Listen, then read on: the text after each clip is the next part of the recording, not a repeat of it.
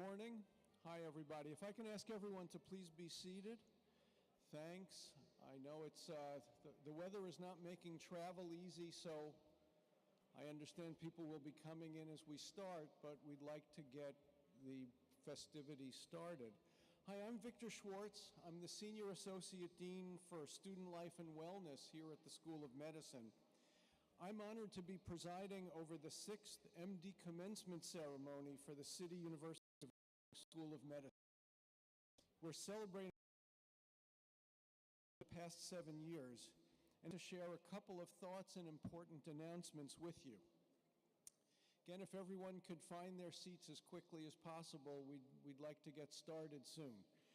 We have faith that today's event will be spectacular and focused solely on our students' outstanding accomplishments over the past years. However, if there are any disruptions, we will pause and issue 3 warnings. The first warning is that we respectfully ask for quiet. CUNY recognizes the right of dissent and free speech, but we also recognize the right of our speakers to be heard. If the disruption continues, we will issue a second warning, which is please recognize the right of the speaker to be heard, which is actually much like the first warning.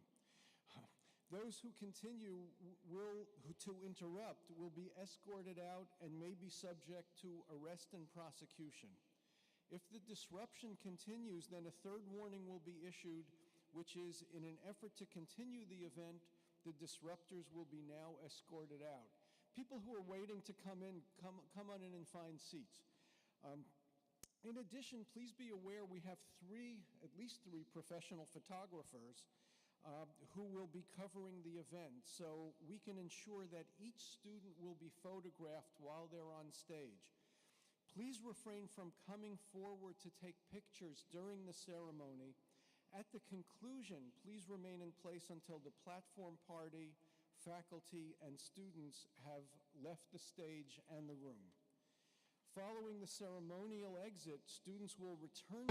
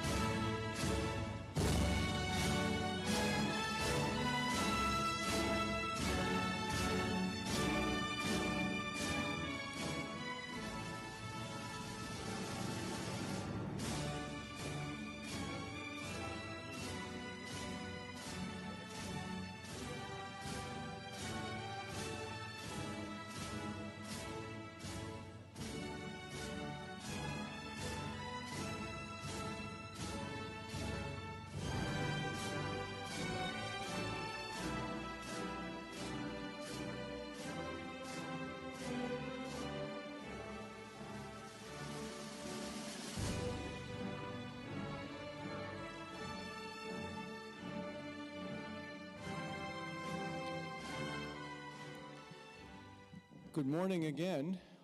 It's now my honor to introduce you to our visionary leader, Dean Carmen Renee Green. In just 3.5 action-packed, please sit down. And I will say they have been action-packed years since she's joined us. CUNY School of Medicine has achieved an astonishing number of groundbreaking milestones, strategically accelerating the school's growth and elevating its profile, leading to our establishment as a standalone medical school within CUNY. Under Dean Green's leadership, we have greatly expanded our research enterprise, most recently securing a $19.3 million grant from the National Institutes of Health. This is the largest in the university's history. This further solidifies CUNY School of Medicine's role as a leader in medical research and innovation, as illustrated by our 20-point climb in NIH funding among our medical school peers. Another real point of pride for our institution, last year, CUNY School of Medicine joined the nation's 2 preeminent medical honor societies, Alpha Omega Alpha Medical Honor Society and the Gold Humanism Honor Society. We recently introduced our second cohorts to both of these societies, a testament to our exceptional educational program, faculty, and most of all, our students. Since day one, Dean Green has continuously expanded recruitment pathways while strengthening academic programs and support services to ensure their success. A staunch advocate for our students, she engages with government, academic, hospital, and nonprofit leaders to secure their future success. While Dean Green was already a renowned scholar in pain healthcare disparities and health policy, her exceptional leadership has earned her such recognitions as one of City and State's top 100 higher education leaders and 2025 trailblazers in healthcare. So without further ado, Dean Green, will you begin today's ceremony? It's enough of me.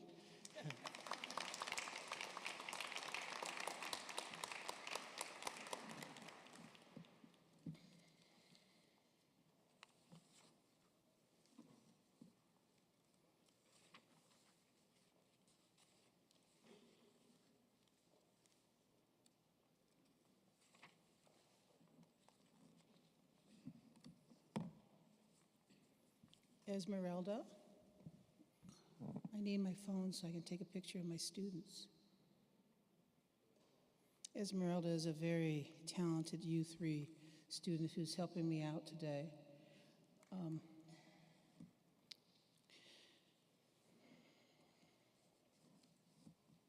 Thank you. Glasses. Thank you.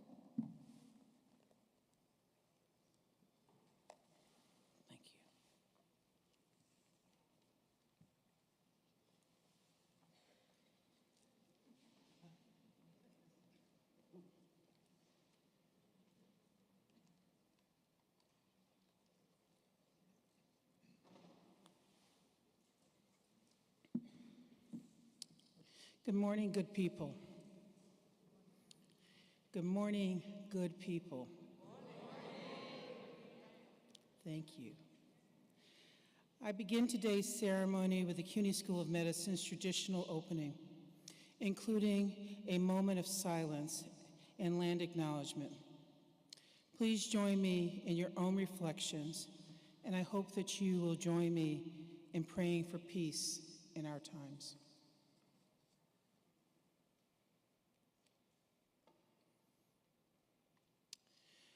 We also always recognize the land that we are on.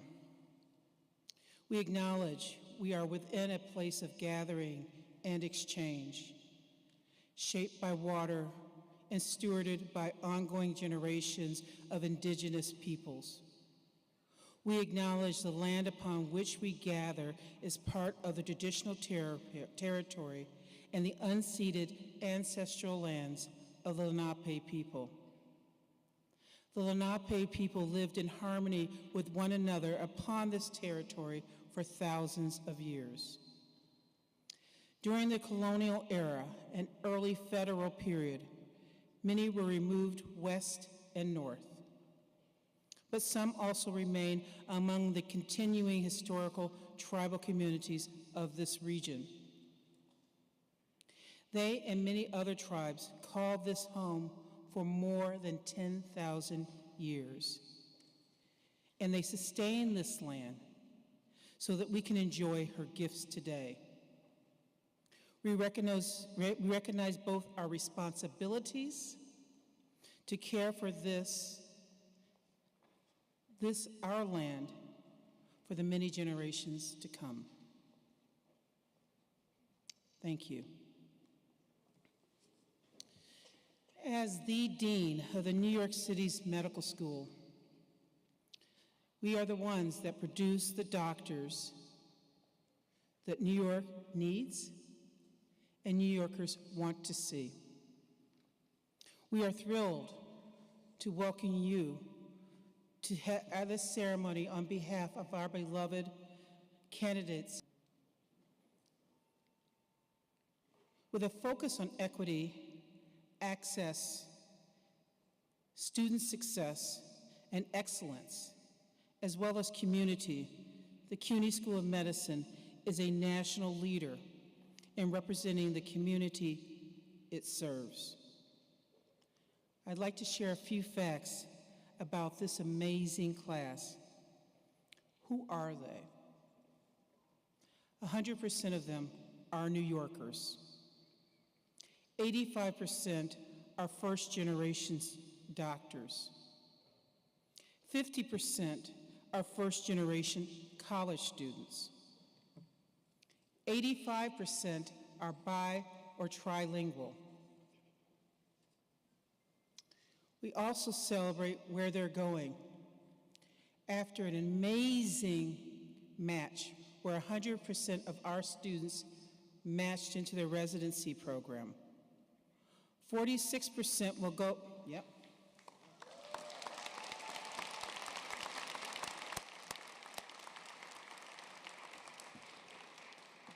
Yeah. Oh, the national average, 93%.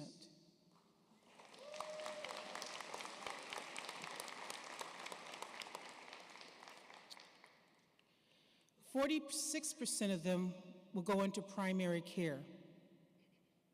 79% will stay in New York State for their residency. 50% will do their residency in New York City. And 61% will do their residency in an area designated as a health professional shortage area.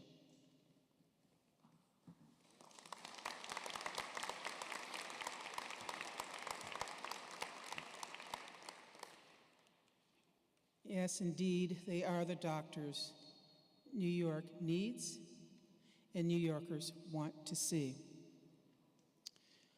Most, 85% of our students, as I mentioned before, are bi or multilingual. They reflect the multilingual and cultural diversity of this rich city. I am proud to have some of our graduates come and welcome you today in their native tongue.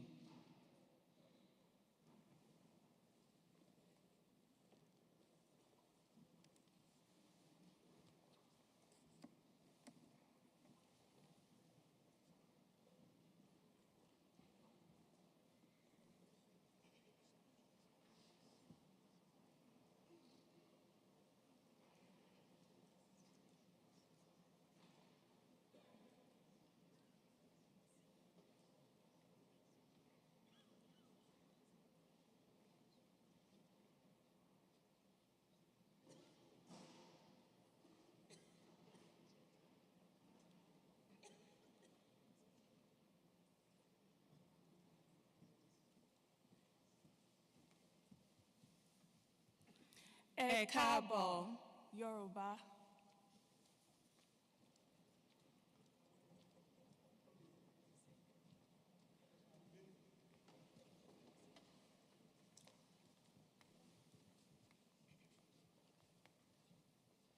Assalamu alaikum wa rahmatullahi wa barakatuh.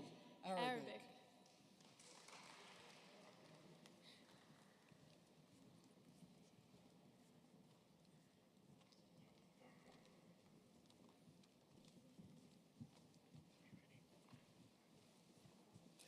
Bonjour tout le monde. Haitian Creole.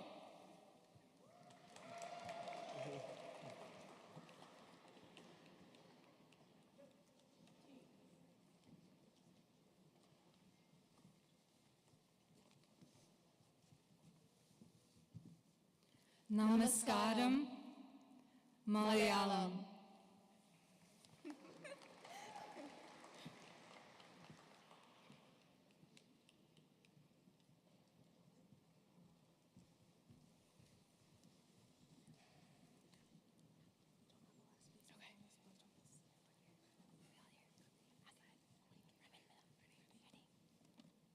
Bienvenidos. Spanish.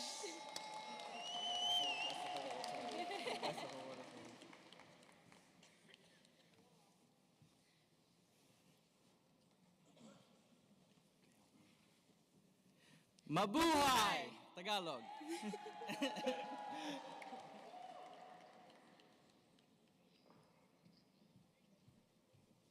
Benvenuti, Italian.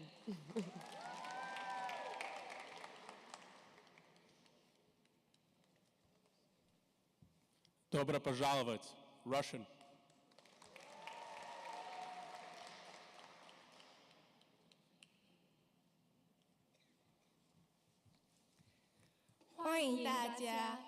Chinese.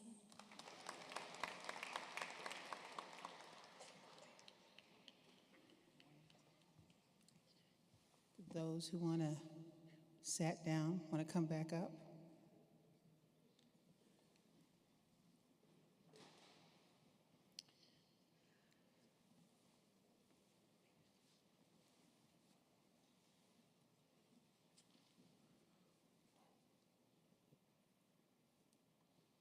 While we're getting this photo opportunity ready, I'd like to invite, and please rise as we invite Denisha McCurchin from our graduating class to sing the national anthem.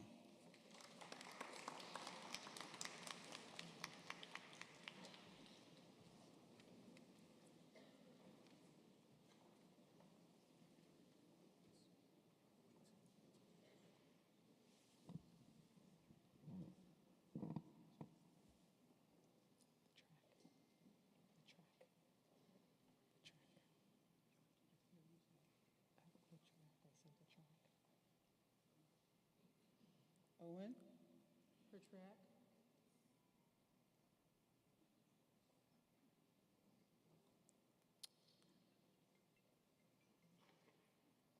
If not, we can improvise a little bit. All right, I'll sing it a cappella then.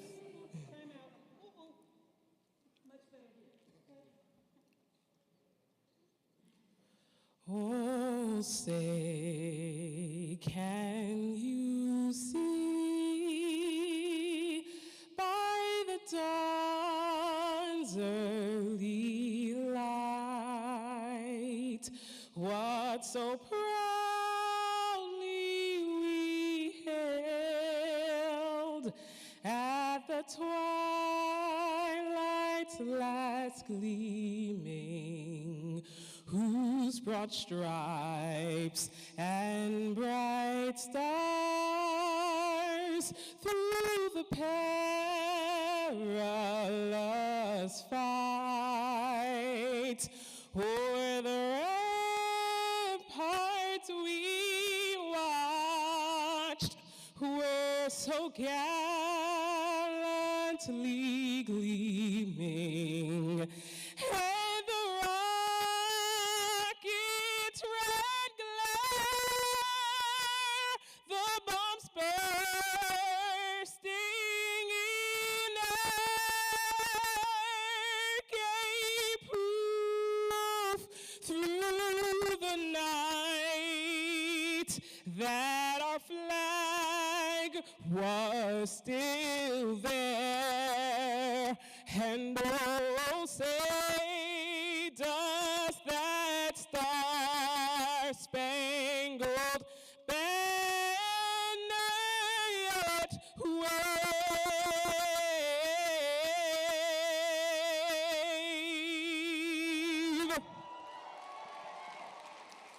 for the land of the free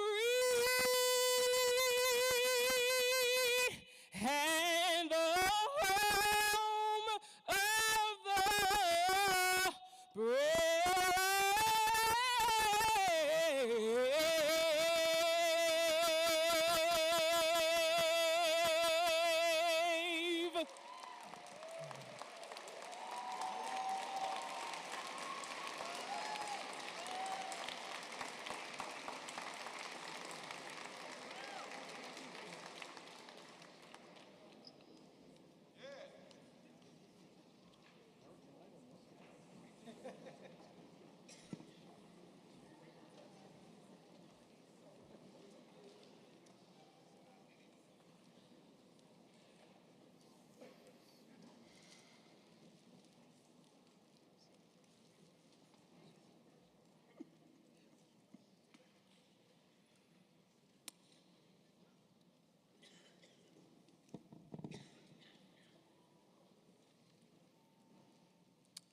Denisha, you don't need accompaniment. You just don't.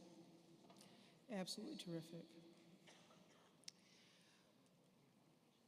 On behalf of the outstanding faculty and our tremendous staff, the CUNY School of Medicine alumni, I'm honored to welcome you to the MD class of 2025 commencement ceremony. Today, we recognize the many individual accomplishments and celebrate their collective achievements. For over 50 years, we have accepted high school students from New York City into our novel and unique Sophie Davis program, which is located in the heart of Harlem, as you know. We've nurtured them. We've believed in them.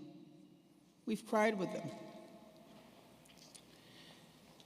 Over the last 7 years, you parents gave us your very best. Today they will cross through after this journey into a place of becoming, wearing the long white coat, and we will call them doctors. Students, please note that this day could not have happened without your family and friends. Let us also not forget that throughout this journey, we have created our own families, our second families. We thank families and friends for entrusting their sons and daughters to us, New Yorkers one and all. Today, they become the healers and leaders and scholars that not only New York City and this state needs, but that world needs. Graduates, please stand and thank your families and loved ones.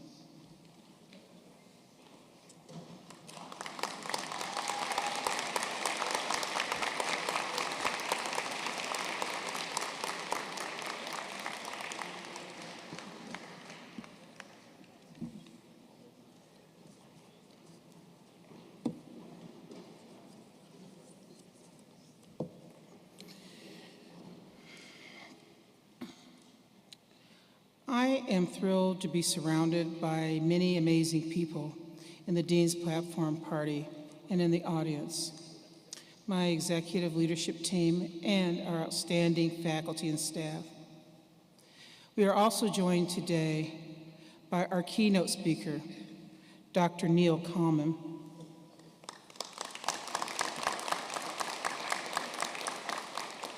We are joined by our award-winning Dr. Eric Gale, Sophie class. We are also joined by Dr. Mohammed Atala, Vice Chancellor from the CUNY Central Chancellery.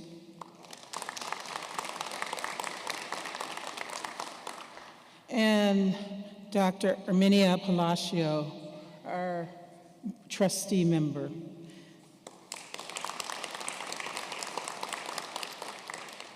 Is Mr. Raphael Colon here? Can you please stand, sir? We also have in our midst a former Marine. Thank you for your service.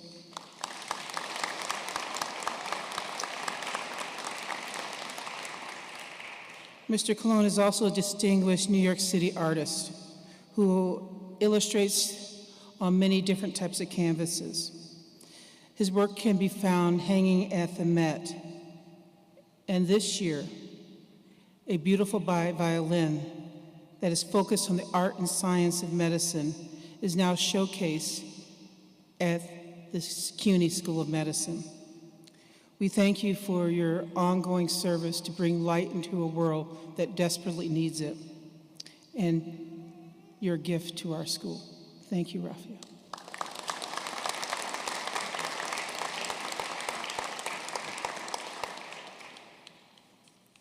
So we thank you all for being here to cheer on our students.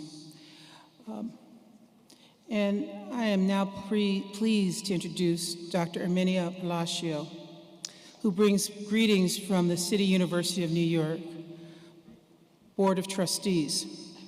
A few words about her.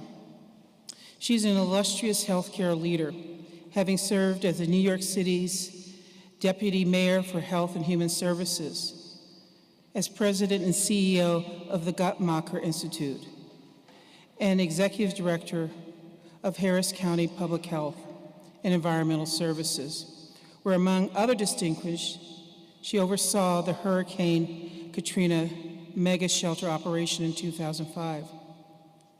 As a longtime physician, she's also served 15 years at San Francisco General Hospital during the height of the HIV/AIDS crisis. She is a consummate professional, friend, mentor, and now a member of the prestigious organization, National Academy of Medicine of the National Academies. Please welcome Dr. Palacio.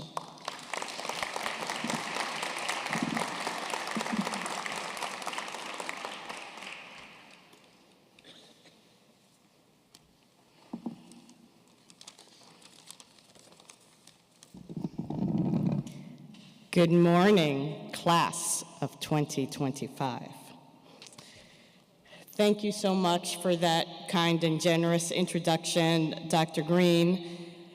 Welcome, distinguished guests, faculty, family, friends, and most importantly, the CUNY School of Medicine graduating class of 2025. Woohoo!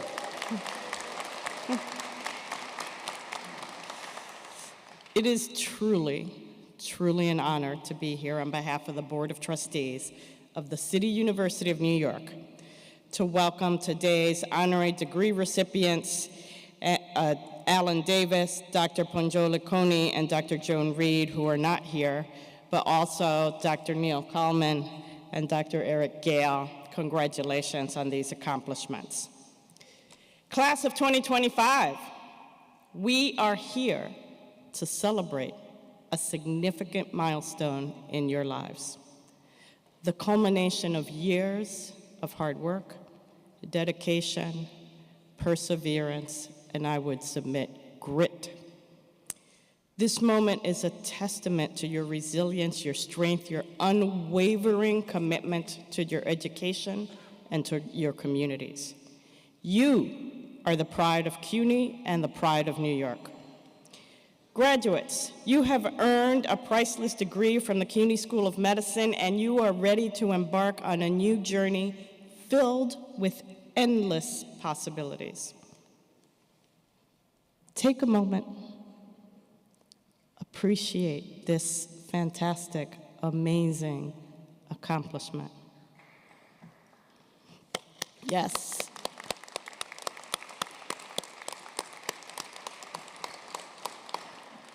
And I echo Dean Green's words. Give thanks in your hearts and your souls and your minds to the family, the friends, the faculty, your loved ones, to all those who helped guide you along the way, helped steady you when you were feeling anxious, caught you when you stumbled, celebrated your every accomplishment, small and large. The world we live in, as you know, is unpredictable, and it's easy to feel overwhelmed by uncertainty. But you have the experiences, the knowledge, the commitment, the passion, and the compassion to face whatever comes your way. You are empowered with more than you know. Be bold, dream big, but act in ways big and small, because those small acts impact those around you, and over a lifetime they add up. I'm going to go off script for a moment. I appreciate the lovely introduction that Dr. Green gave me. But as I listened to the introduction that she gave of your class, I'm going to say, I am you. I am a native New Yorker, the Bronx, to be clear. I am a bilingual daughter of immigrants.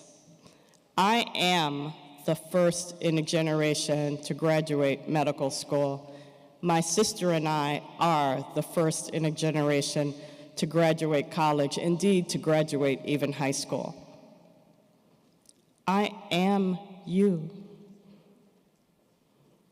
In a galaxy far, far away, just down the street at Mount Sinai, a long, long time ago, I remember what it was to be a freshly minted MD.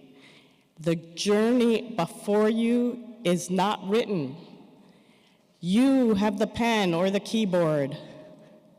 You are the authors.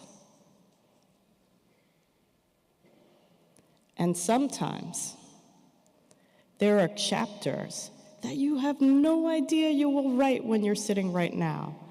Embrace it, run towards it. Be everything you dream of and everything you've never imagined. Congratulations, class of 2025.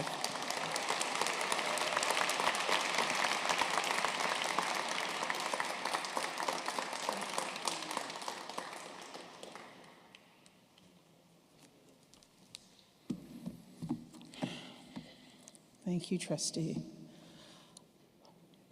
I'm also pleased to welcome my friend. I do mean friend. Actually, we met probably within the first few days I was here, if I remember correctly. Took him a long time to come to our graduation, though. Don't make it so long next time, or I'm going to send 50, 60 students to nip at your ankles. I'm pleased to welcome Dr. Muhammad Attallah. Dr. Attallah serves as the Vice Chancellor of Facilities, Planning, Construction, and Management for the City University of New York, as well as Executive Director of the City University of New York's Construction Fund. With over 3 decades of leadership in facilities and capital planning across major institutions in the United States and Canada, he brings extraordinary expertise to the stewardship of CUNY's physical infrastructure, including the CUNY School of Medicine. As our programs grow and our space needs evolve, he's been there. I'm pleased to invite Dr. Muhammad Attallah, who will bring greetings from the Chancellery. It's my understanding that he elbowed out several other vice chancellors who wanted to come. And so we welcome you, my friend.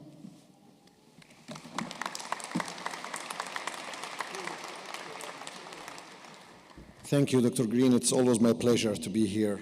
And as you said, a great friend. And I cherish very much our working relationship. So, good morning, graduates, faculty, families, and distinguished guests. It is my privilege to be here today along with Dean Green, Trustee Herminia Palacio, Keynote Speaker Neil Coleman, and Student Speaker Cameron Uder. On behalf of Chancellor Felix Matos Rodriguez, it is my great honor to extend my sincere congratulations to the 2025 graduating class of the CUNY School of Medicine. I am humbled to stand before you today when you, our accomplished graduates, step forward not only as new physicians, but as the next generation of innovators in healthcare. As Vice Chancellor of Facilities Planning, my work is often behind the scene, focused on schedules, board resolutions, and budgets. But every building we design and every state-of-the-art lab we build, supplied with the highest level of scientific equipment and technology, is done with one goal in mind: to provide students like you a place to learn, lead, and ultimately to heal. Today, looking out at this sea of bright minds, I see exactly what that investment was meant to be: physicians who will change the face and future of medicine. The CUNY School of Medicine was founded with a mission. The mission is to increase diversity in medical professions, meet the needs of underserved communities, and change the way the nation approaches medical education and delivers healthcare. Your journey through this program has not only trained you in medical professionalism, but has also instilled the belief that healthcare must be equitable and accessible. You represent that mission. Many of you are the first in your families to pursue medicine, or many come from communities where top quality healthcare seemed out of reach. And yet, here you are, trained in the neighborhoods you will now serve. You are truly the embodiment of inclusive excellence. That is why your education at CUNY matters so profoundly. You will leave here today not only as healthcare professionals, but as advocates and change makers for a more just healthcare system that does not leave anyone behind. Throughout your careers, I urge you to consistently lead with empathy. Don't forget the ultimate goal: to heal. As I like to remind my team always, strive not only to make a living, but to become a force of positive change in the world around you. This will make the most of tasks feel worthwhile. Do not underestimate your potential to make a difference. From Staten Island to Washington Heights, from Harlem to Far Rockaway, there are patients who will see themselves in you, and because of that, they will trust you, they will open up to you, and they will heal. That is the greatest infrastructure we can build. Not a research lab or a practice center, but trust, human connection. Trust between the healthcare system and the society which it serves, cultivated slowly, one patient at a time. Class of 2025, move forward fiercely. You are the future of medicine, and the future looks brighter and more compassionate because of you. Thank you, and once again, congratulations. Thank you.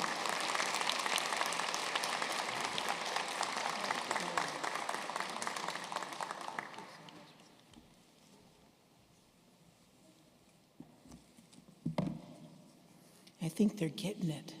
You guys are pretty special. How about that?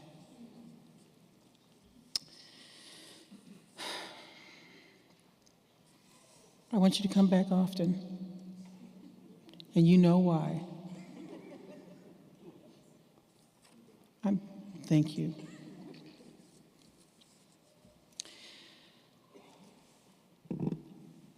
I turn to address a couple things. We have some alumni who are here. Can our alumni please stand up?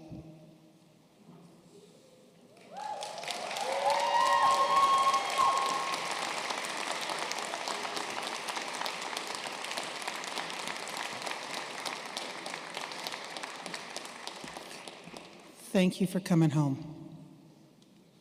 We need you here. We want you here. They want you and need you here. Got it? Got it. Okay. So I turn to sort of addressing the graduating class of 2025. You have to listen to me for a little longer. And I start with a few reflections. I think both of our people who've welcomed you have talked about journeys. You know, when I was in medical school, there weren't black or brown deans or leaders. You see them here. First generation kids, that was sort of, and still is, unusual. And we also accepted that disparities occur, exist, and there was not anything you could do about them. We accepted a broken and fragile healthcare system and biomedical pipeline that continue to leak and lacks the representation of the people who look like us. Each one of you, as you come across the stage, says, medicine is changing, and it must change. When I was a medical student, I ran a migrant clinic, and we went out to the fields. It's there that I learned about the nobility of poverty. We are a community of storytellers, this school.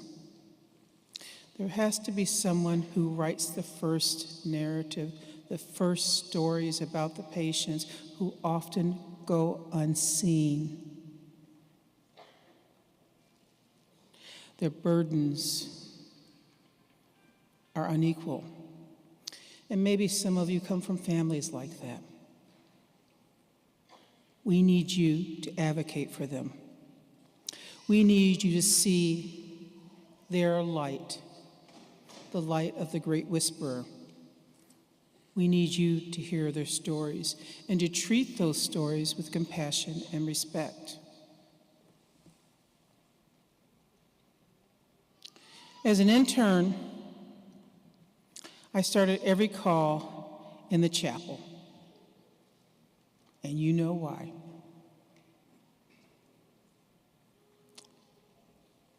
I prayed that I wouldn't kill anybody.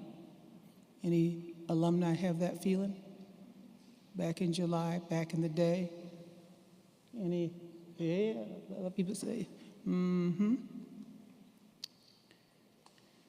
It would take me a while to realize that the most important thing and the deadliest thing that we could do is kill someone's spirit by not seeing their humanity and create the walking wounded.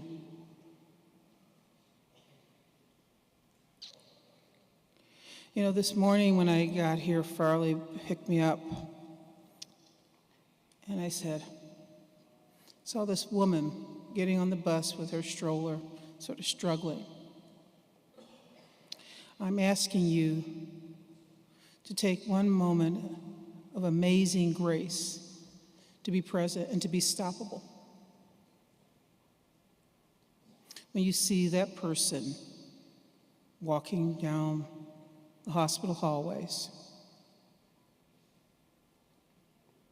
and everybody else is looking at them and saying that poor kid, or looking down on them because of where they've come from, that you are stoppable, that you look in their very eyes and recognize 18 years from now, 15 years from now, they can be sitting in a pre-matriculation classroom. And that because you stopped in your white coat, pulled out a sticker, they too believe that they can become a doctor.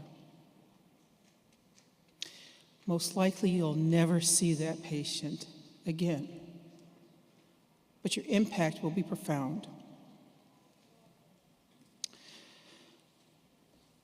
I'm also telling you to work towards eliminating healthcare disparities in our time. It is unconscionable in the richest country in the world that Black and brown women, low-income women, are dying in the most natural thing in the world. My friends, there is something very wrong.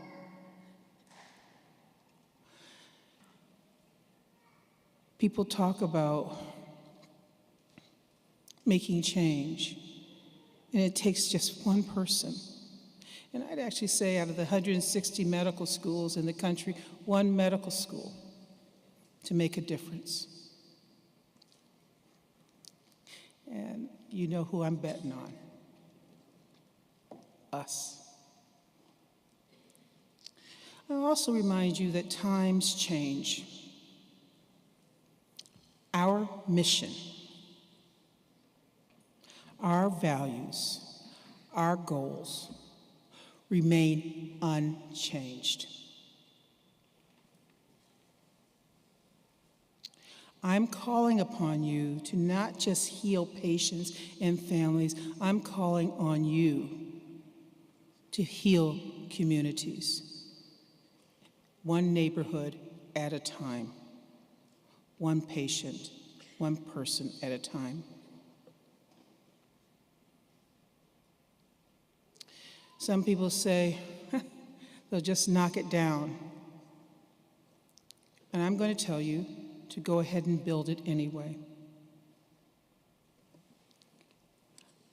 I'm telling you that as you begin your residencies, you will find that you are uniquely prepared with a deep understanding of the social determinants of health, concepts of healthcare equity, and humanistic medicine. Guard that. It's very easy for it to slip away. And I'm calling upon each one of you to choose one person to be accountable to. I'm betting on you. Dr. Atala talked about you changing the face of medicine. Dr. Palacio talked about how she's an immigrant, first generation, just like many of you. Don't accept that you can't when you can.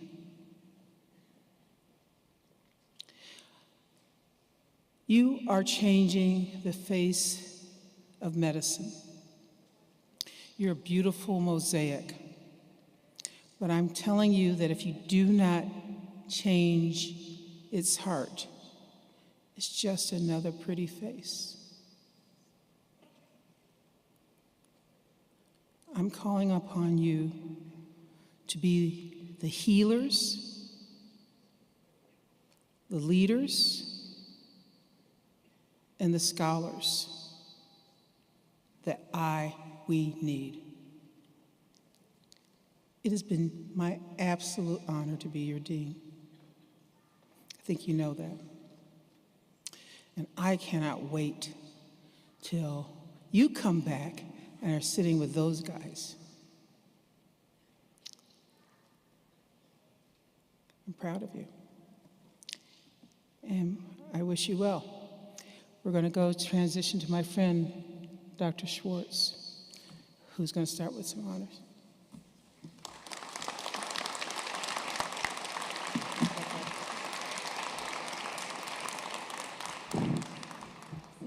We're now going to recognize and give awards to graduates who've earned distinctions or achievements. I would like now to invite Dr. Daniel Richter. Daniel, huh? Okay. A clinical professor of medical education, and Dr. Lisa Auerbach, clinical professor and associate dean for clinical health sciences, to the podium to present the Dean's Academic and Clinical Excellence Awards.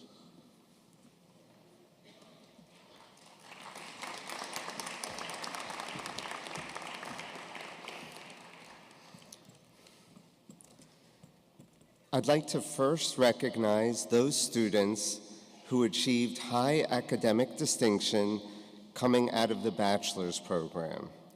Would the students who earned the cum laude designation please stand up?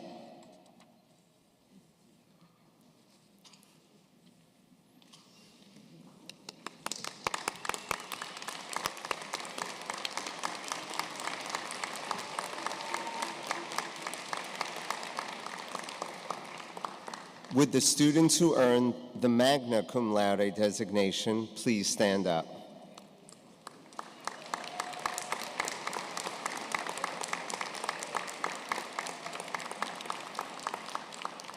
And would the students who earned the summa cum laude designation please stand up?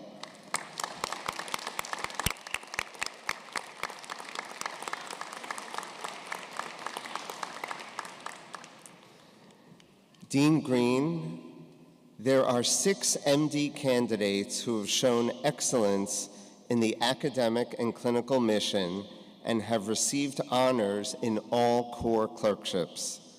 These students are wearing a gold cord over their regalia. As I call your name, please come to the stage. Marina Awida.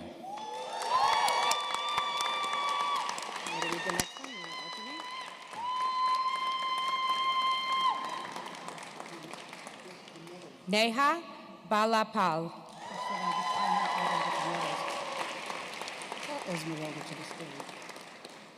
Shayna George. I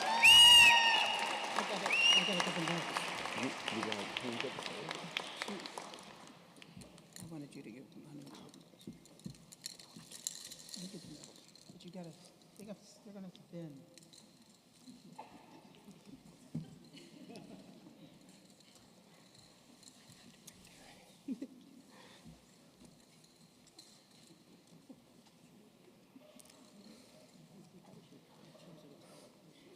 Justin James.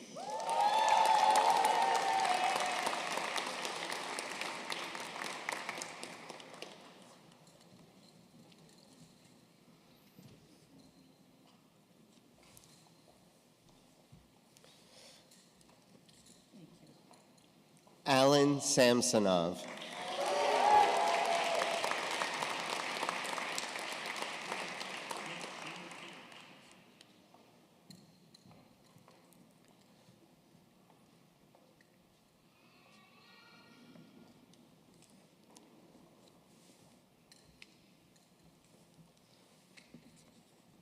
And Dylan Ragondo.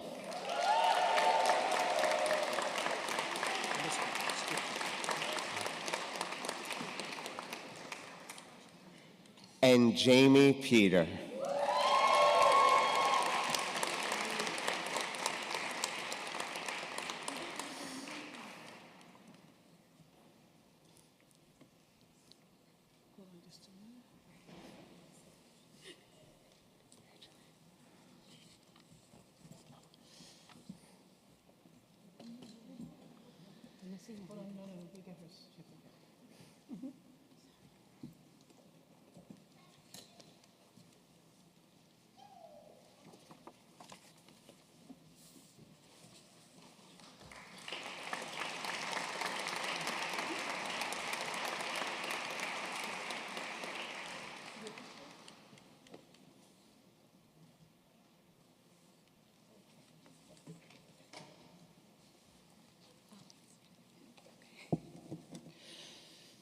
So,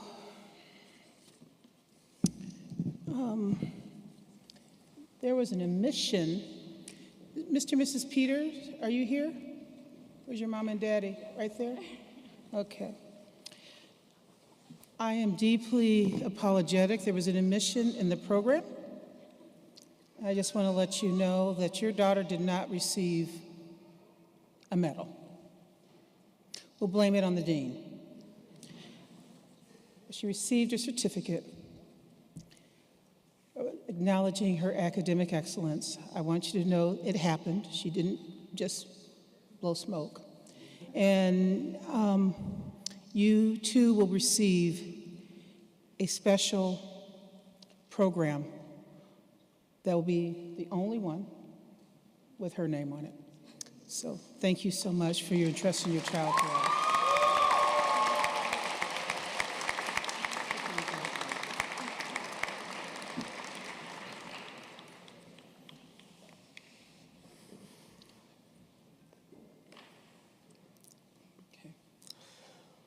Will you please join me in a round of applause for all of these students?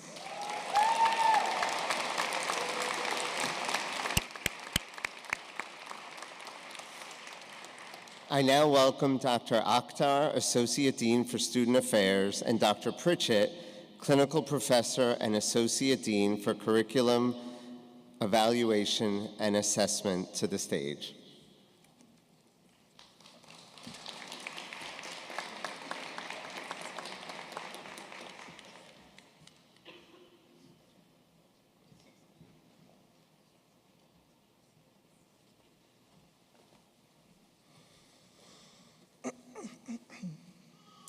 We believe in the power of narrative medicine. Dean Green, as you know, it is a valuable tool within clinical space for healthcare professionals. As a newly independent, freestanding medical school, medical students who choose to pursue a track of distinction in narrative medicine will now be able to do so within CUNY School of Medicine's medical education curriculum. This will allow our medical students to combine and align their clinical knowledge and skills with their narrative medicine skills to improve patient care. Thus, we will offer narrative medicine at the graduate and doctoral level. We have one student who distinguished themselves by and completed the track of distinction in narrative medicine.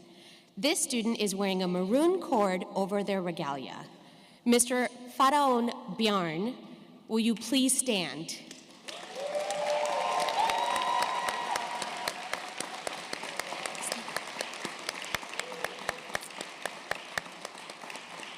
I now would like to call my colleagues, Dr. Maria Lima, Senior Associate Dean for Research, and Dr. Lisa Koiko, Director of Student Research, to the podium.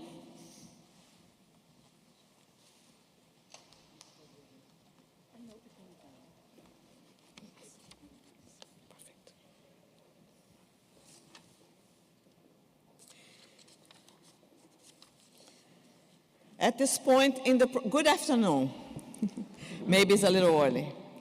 At this point in the program, we will recognize our students graduating today who have participated in research and published one or more peer-reviewed articles. As I call your names, please stand in place, remain standing until our names are called. Audience, please hold your applause until all names are called. Adam Ahmed, Thomasin Alalade, Munachismo Amadife, Marina Awida, Neha Balapal, Brian Barry, Abelard de Rosier, Peter Fusco, Arshia Iqbal, Nashin Islam, Justin James, Kenneth Levy, Sarah Lidagasser, Dave Matthew, Jin Min Lin, Sarish Malik, Danisha McCurchin, Dhruv Patel, Jamie Peter, Jeffrey Robles, Dylan Rogando, Stephanie Salazar Restrepo, Alan Sansonov, Claudia Sorna, Kimberly Sorna, Bilal Siddiqui, Keitha Varela, and Catherine Varghese. Audience, let's recognize the outstanding work of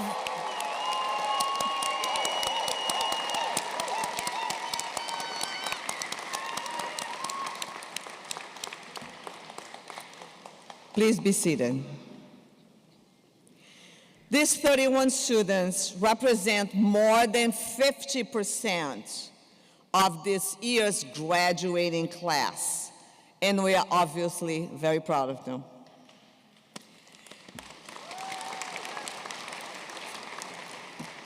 We will now recognize students who further distinguish themselves by their significant research contributions and are being awarded with this year's Dean's Award for Research Excellence, an inaugural track of distinction award. The students are wearing a white cord over their regalia.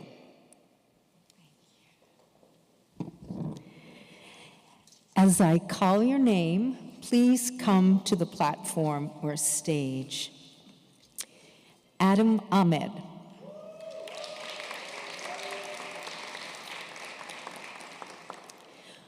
Marina Awida.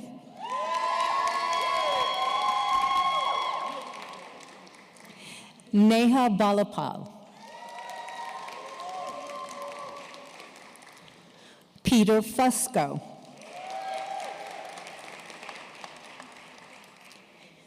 Shayna George.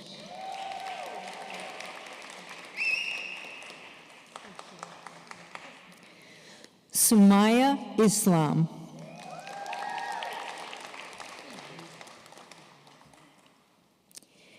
Justin James.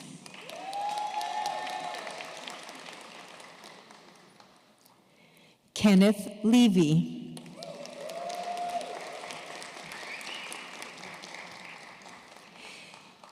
Dave Matthew.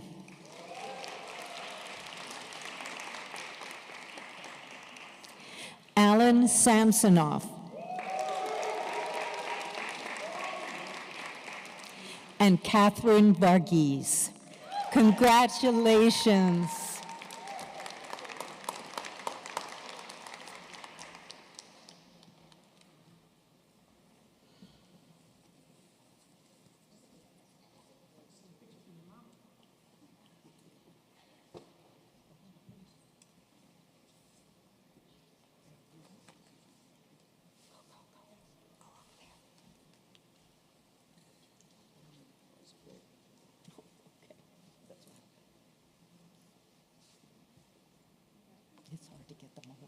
This is why they want to do it. This one. Okay. Come on, this Okay. one side. No.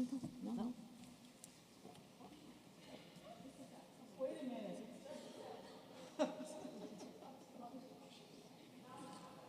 Probably a tower.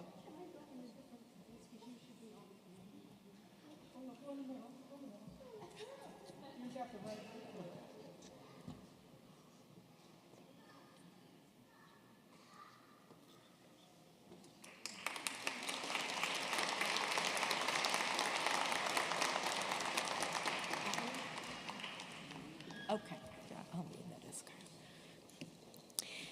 Now I would like to call my colleague, Dr. Elizabeth Wilson Anstey, Senior Associate Dean for Opportunity, Engagement, and Financial Aid, to the podium.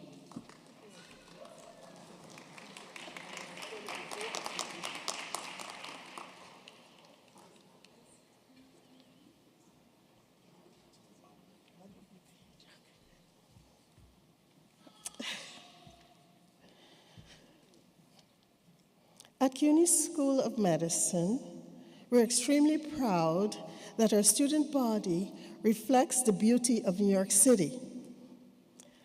I now would like to recognize our graduates who are firsts in their families. Let us start with the graduates who are the first in their family to earn a college degree, or who are the first generation of their family to earn a college degree.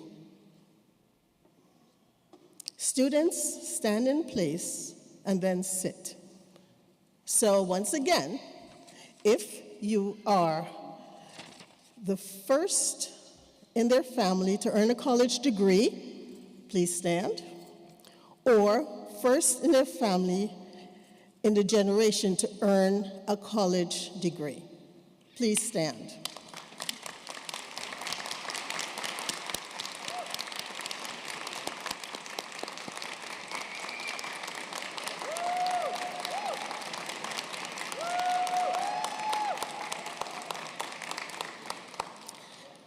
Next, I'd like to have stand graduates who immigrated to the United States themselves. Please stand.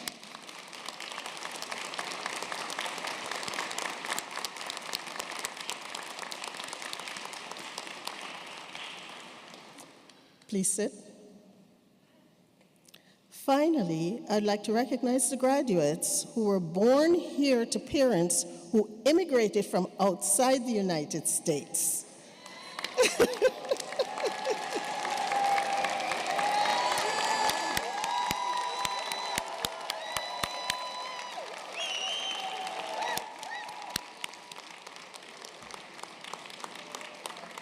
Please sit. Now let's welcome Dr. Schwartz back to the podium. Get rid of me. I now have the honor of presenting the Dean's Service Excellent Award to 3 students who are being recognized for their exceptional service. Would Rosemary Bijou, Jalisa Casimir, and Denisha McCurchin please come to the stage?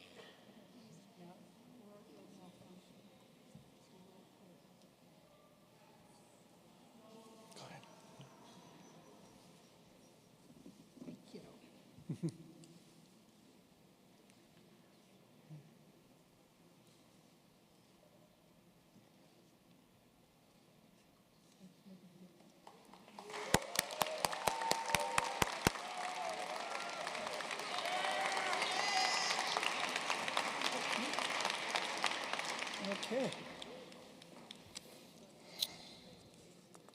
Thanks for making a difference.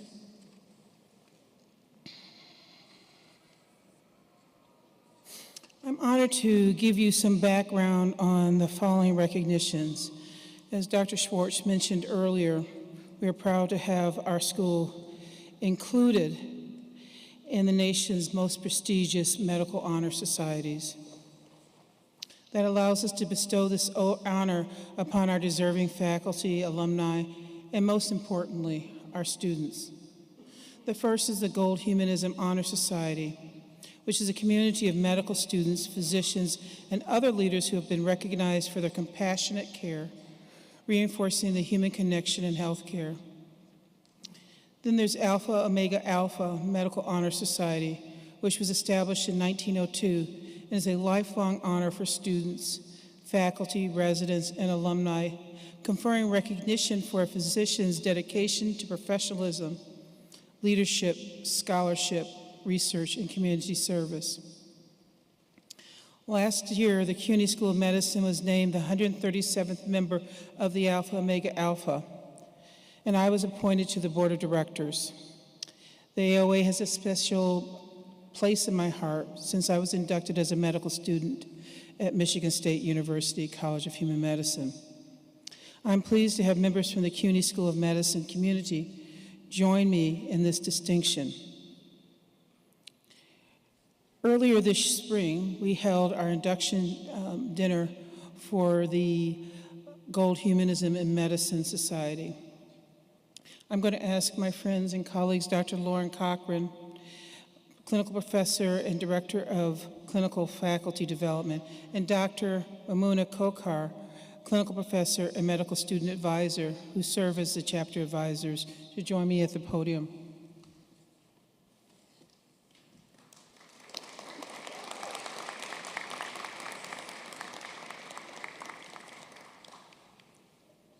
Do you have a voice?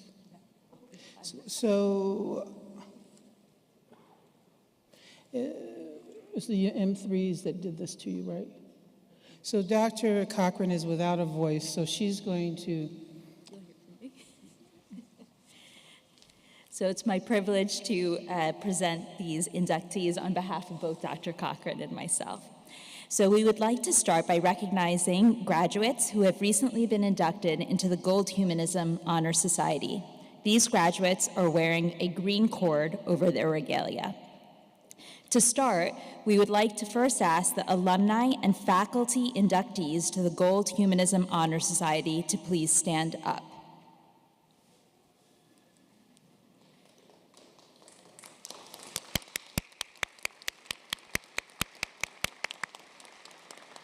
Thank you. I will now call the names of the graduates. As I do so, please stand up to be recognized and remain standing until the final name is called. Adam Ahmed, Marina Awida, Neha Belapal, Julissa Casimir, Diane de los Santos, Abelard de Rosier, Gabrielle Garcia, Shayna George, Laura Hernandez, Justin James, Tiffany Lacroix, Kenneth Levy, Denisha McCurchin, and Stephanie Salazar Restrepo. Please join us in a round of applause for these students.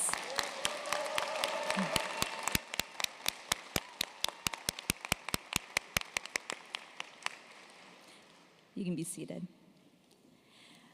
We are now thrilled to present the Leonard Tao Humanism in Medicine Awards.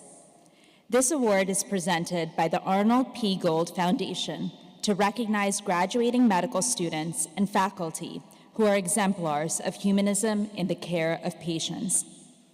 Will Dr. Rosemary Wazorek, Distinguished Medical Professor in the Molecular, Cellular, and Biomedical Sciences Department, please join us at the podium.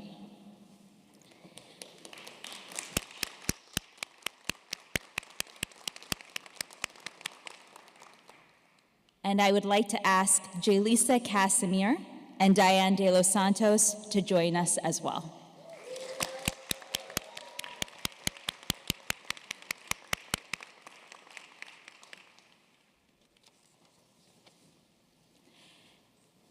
These awards are given for exemplary compassion, empathy, and respect for patients, and for excellence in the art of medicine. Please give our awardees a round of applause.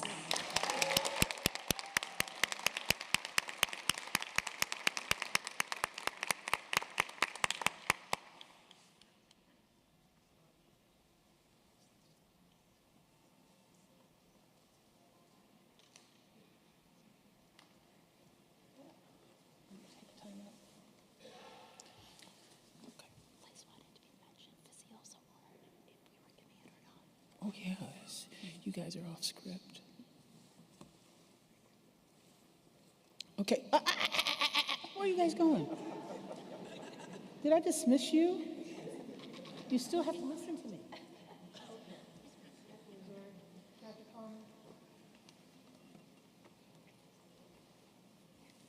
So we also have last year's Leonard Tao Humanism and Ward faculty member here, Dr. Neil Common. So I want one there.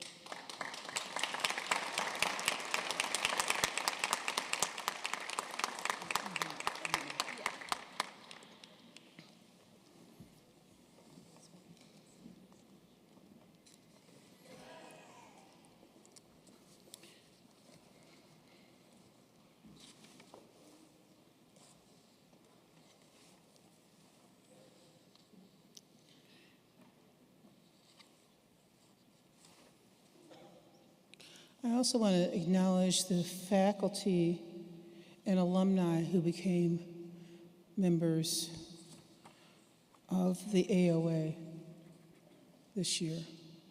Those faculty and alumni.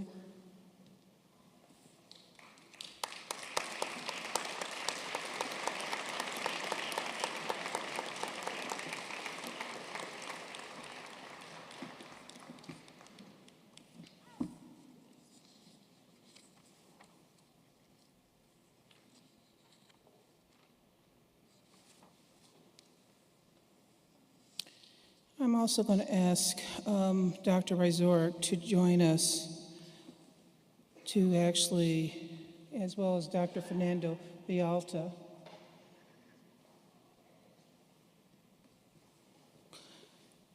Dr. Vialta is the Associate Dean for Graduate Studies and Faculty Development, as well as the Interim Chair, Community Health and Social Medicine. Dr. Ryzorek needs no words. Dr. Vialta? Dr. Ryzorek. You go first. That's you. We first ask our faculty and alumni who were inducted into the Omega Alpha Medical Honor Society, Chapter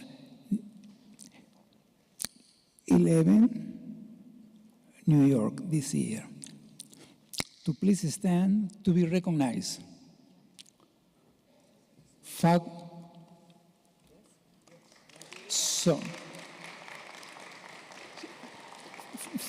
Faculty and alumni, stand in place and then sit down when we call you. Okay, thank you. Okay. I am Secretary and Treasurer of our AOA chapter, and we would now like to recognize our 2025 CUNY School of Medicine student inductees. They are wearing a gold and green cords over their regalia. And as I call your name, I would like each graduate to please stand and remain standing until the last name is called. Okay, first is Adham Ahmed.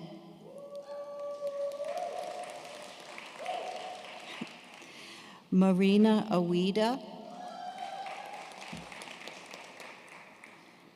Rosemary Bijou. Jalisa Casimir. Abelard de Rose. Shaina George. Sumaya Islam. Amy Jacob. Justin James. Kenneth Levy. Sarish Malik. Dave Matthew. Jamie Peter. Jeffrey Robles. Stephanie Salazar Restrepo. Alan Samsonoff. And Catherine Varghese. Please stand in place. And would you please join us for a round of applause for these students?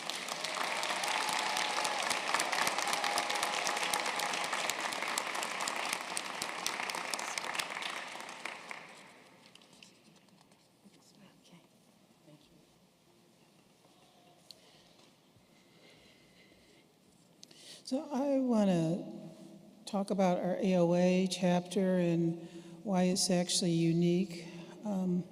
Dr. Vialta exemplifies that, and that we were one of the few chapters that made a decision that we think is not just the MDs responsible for humanism, that we also think that other faculty with a terminal doctorate degree should be recognized for their contributions to medicine and training the next generation. So Dr. Vialta, Dr. Macbeth also represent that, and have them stand for the other people. But we feel pretty strongly. In fact, the other thing, I actually have the honor of serving as the counselor for AOA here, and that actually our students, unlike any in the country, take an oath in regards to being healers, leaders, and scholars. Now,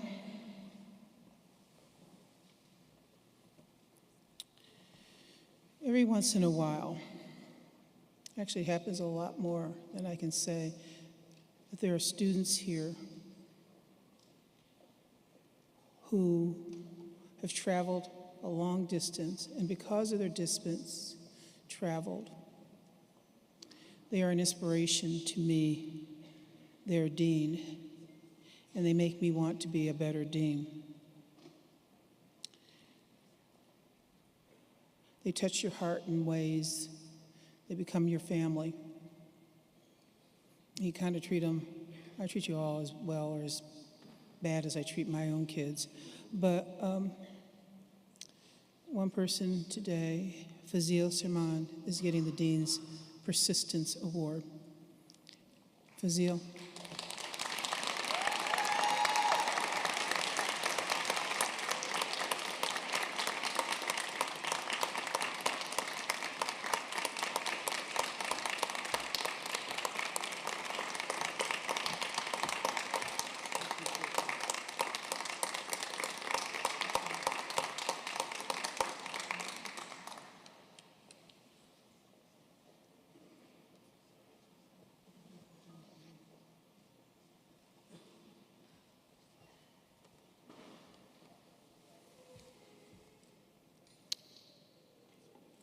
Dr. Schwartz.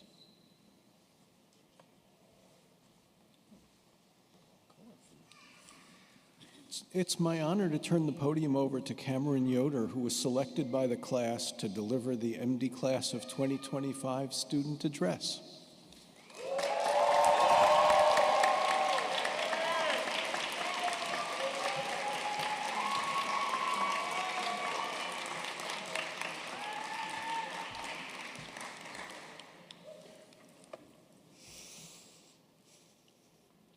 Dear advocates, storytellers, and trailblazers, as I stand before you and look out at this crowd, I am reminded of when we were high school seniors opening the envelopes that held our acceptance letters to the prestigious Sophie Davis Biomedical Education Program.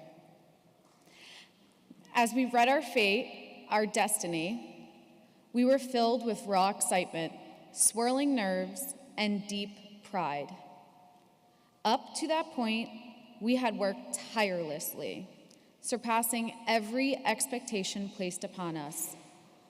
Many of us sacrificed the small joys of late teenagehood to become competitive candidates, with the hopes of becoming competent and compassionate physicians. And we never stopped. We never stopped pursuing our passions, our dreams, our ambitions. Walking into Harris Hall or the NAC for the first time, we step boldly into the next stage of our journey, knowing our dreams waited for no one. Chemistry, orgo, physics, narrative medicine, molecules to cell, epidemiology, anatomy. It was here I first met many of you. Me, an M1 or an M2, serving as your anatomy adjunct and tutor. You, a very tired but fiercely passionate U3. Despite the relentless buzz of tasks and deadlines, you showed up. You showed up with the same diligence and drive that got you here. But this time, it was not just about an exam. In the lab, we did not simply trace the contours of muscles and nerves. We met some of our first patients. Patients who could not speak, but shared their stories through mastectomies, hysterectomies, and scar tissue. Late into the night, we studied their stories, learning the fundamentals of the human body, wisdom you would carry forward into your clinical years. Anatomy was also the first time I saw your empathy and compassion in action. You not only showed a deep respect for the donors, but your ability to support and uplift each other was truly inspiring. You pushed one another to excel, creating an environment where everyone can thrive. When I had to step away from the program as an M2, carrying the weight of doubt, I was not sure if I would ever find my way back. My path stretched over 10 years from start to finish, and today I stand here proudly as the oldest student in our entire school.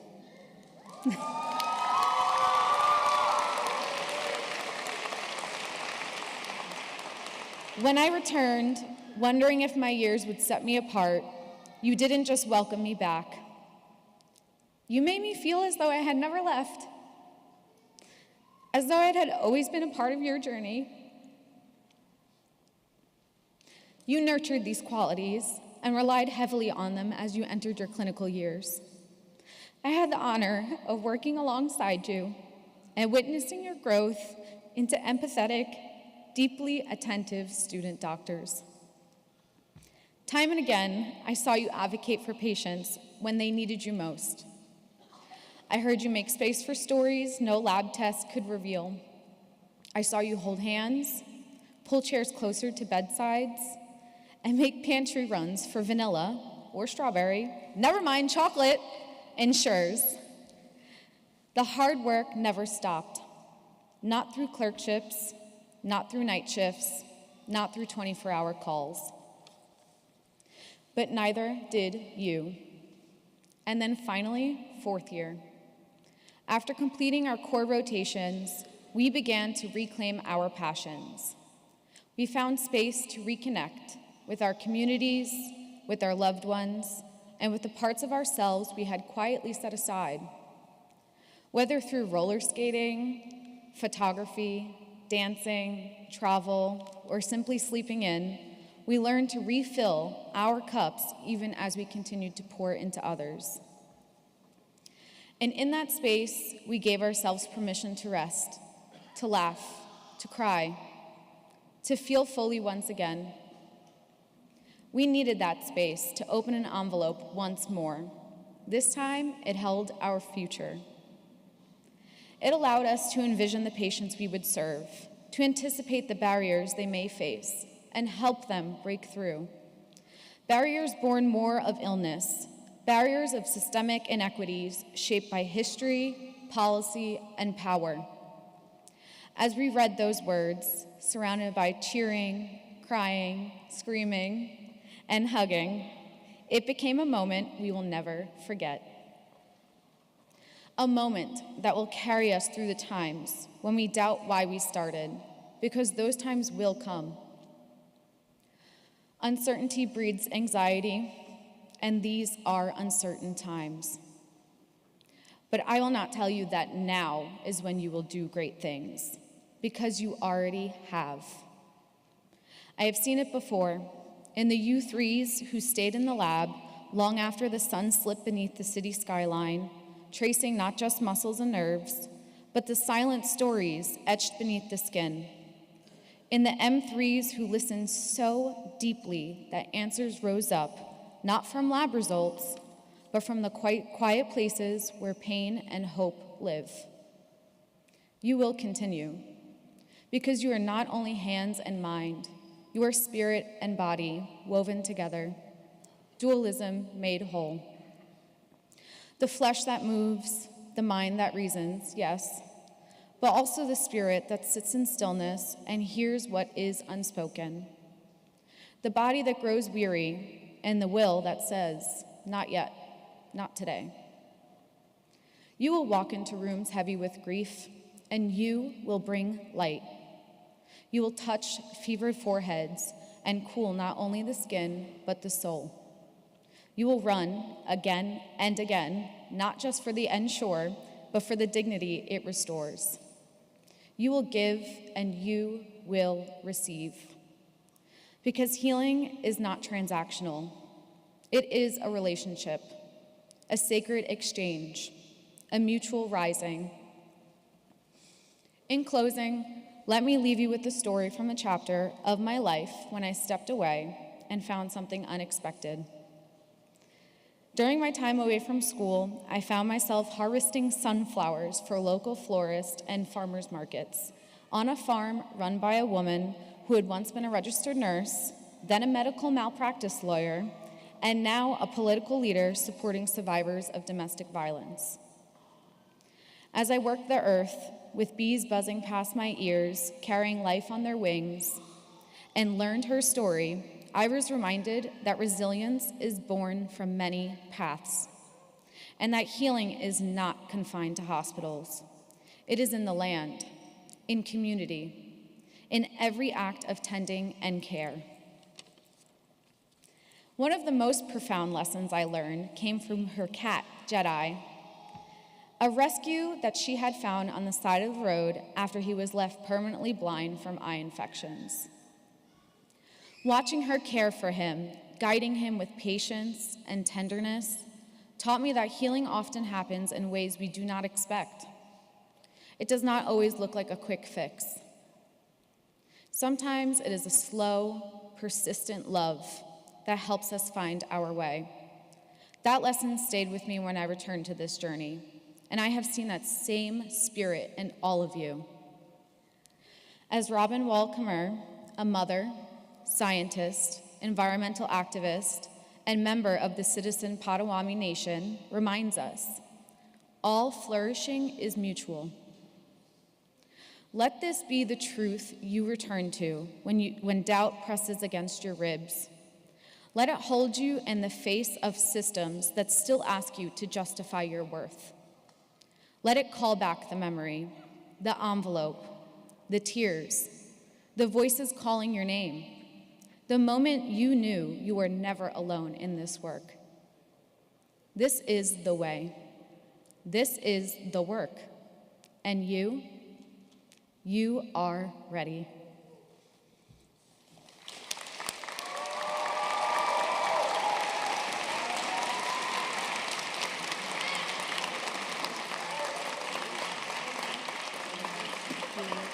Don't go too far. I'd like to ask class representatives Bilal Siddiqui and Cameron to come to the podium to present the Class of 2025 Faculty Award and the Class of 2025 Staff Award. And thank you for those inspiring words.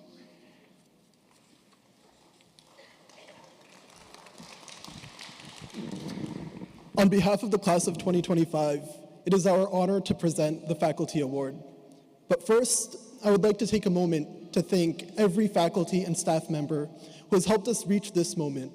Without your countless hours behind the scenes, support, guidance, and wisdom, we would not be here today.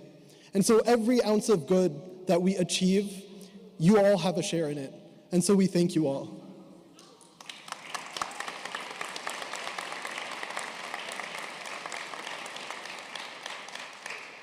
This year's Faculty Award goes to someone who not only went above and beyond in the classroom, teaching us clinical skills, but also exemplified that being a faculty member is being a person of service.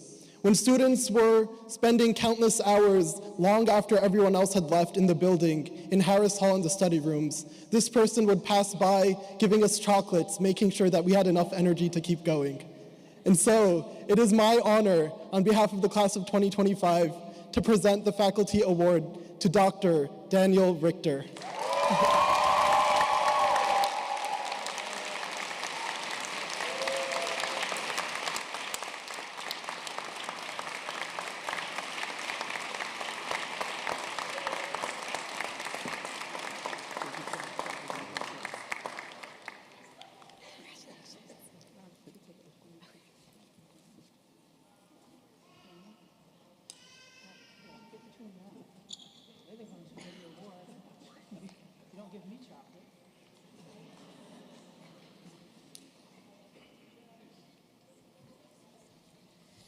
And our second award goes to a staff member who has also been working tirelessly behind the scenes, answering the millions of emails we have sent over the years.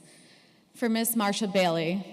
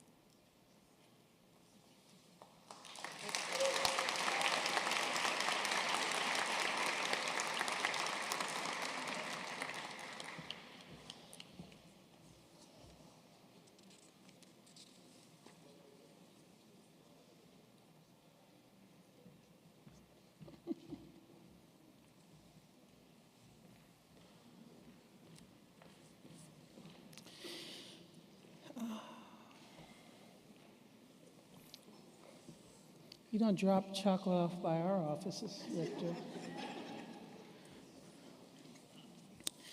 So,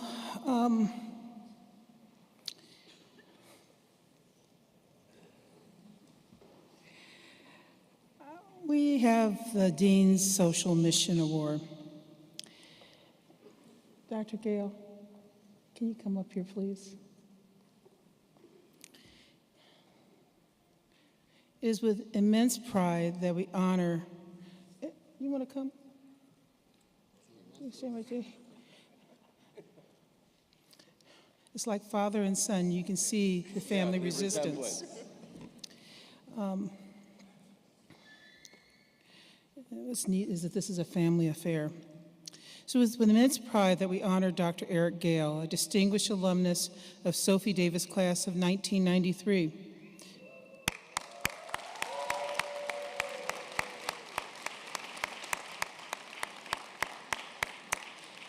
He receives the Social Mission Award. Dr. Gale's journey from Sophie Davis School of Biomedical Education to the Institute of Family Health, his mentor, exemplifies the transformative power of this institution, of the Sophie Davis program. Since joining the landmark institution in 1996, he has ascended to the role of the Chief Executive Officer, leading with an unwavering commitment to equitable health care, regardless of one's station in life. He was named the President and CEO in April of this year. There's not a thing, yes, go ahead.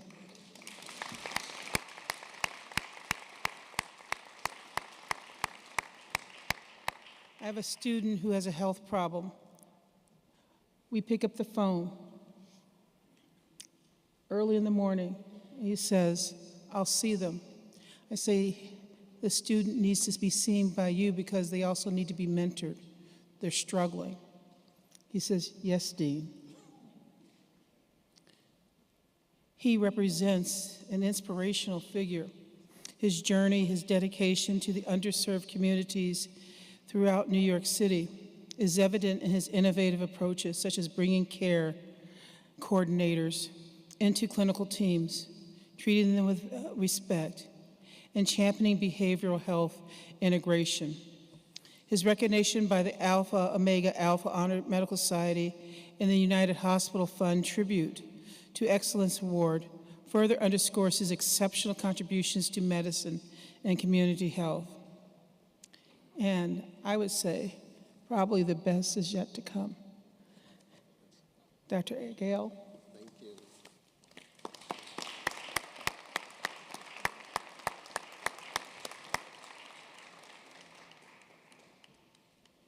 Be in this picture too.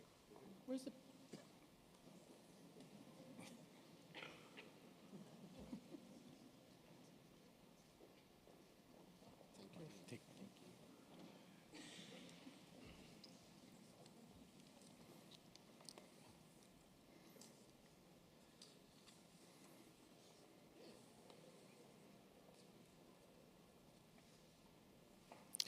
As we celebrate the accomplishments of our graduates today, and indeed recognize our alumnus, Dr. Gale, it feels especially fitting that our keynote speaker is someone whose life work so powerfully mirrors the values and aspirations of the future doctors in this room.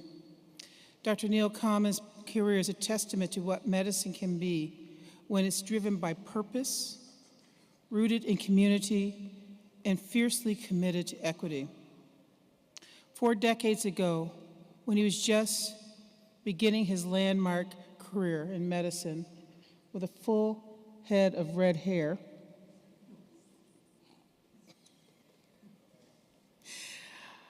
Dr. Common saw a need, one that has been hidden in plain sight for generations in neighborhoods across New York City and the Hudson Valleys. Families lacked access to consistent, compassionate primary care. Healthcare disparities based upon income and embedded in zip codes were seen as unfortunate facts, not injustices that needed to be challenged and changed. But Dr. Common believed something different. He believed that healthcare is a human right and that high-quality, culturally respectful, community-based care should not be a privilege reserved for the few. So he got to work. As a co-founder and longtime president and CEO of the Institute for Family Health, Dr. Common helped create a network of family health centers that now serve tens of thousands of people, including right here in the Bronx and Harlem, where he practiced for 38 years. He didn't stop at care delivery. He built training programs in medicine, nursing, mental health, and healthcare leadership to ensure that the next generation of health professionals would be ready to continue this mission. In 2012, he took on another challenge, bringing family medicine into the heart of Mount Sinai Health System as the founding chair of a new Department of Family Medicine and Community Health. Thanks to his leadership, family physicians gained full clinical privileges across Mount Sinai's hospital, expanding their reach and their role in academic and clinical medicine. And through it all, Dr. Common has remained a national voice for health justice. He's a prolific author and advocate whose work to eliminate racial and ethnic disparities has earned recognition for the Centers for Disease Control, the National Institutes of Health, and countless other institutions. Now retired from his former leadership roles, Dr. Common's influence continues, and here at CUNY School of Medicine, we're especially proud to call him one of our most devoted champions. Just last year, we had the great honor of inducting him into the Gold Humanism Honor Society, as well as into Alpha Omega Alpha. And we presented him with the Leonard Tao Humanism and Medicine Award in recognition of his lifetime of service to community. It is absolutely a joy to welcome him here today and to introduce him to this class of 2025 as your keynote speaker. Dr. Common.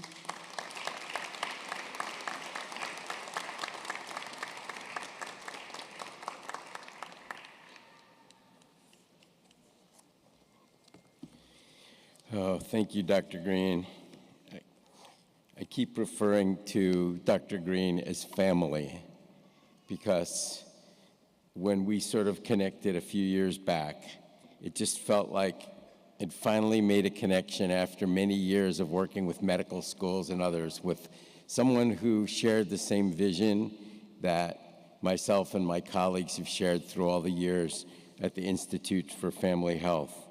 So, Dean Green, Dr. Palacio, who's now a fellow member of the National Academy of Medicine, Vice Chancellor Atala, CUNY trustees, faculty, staff, graduates, soon.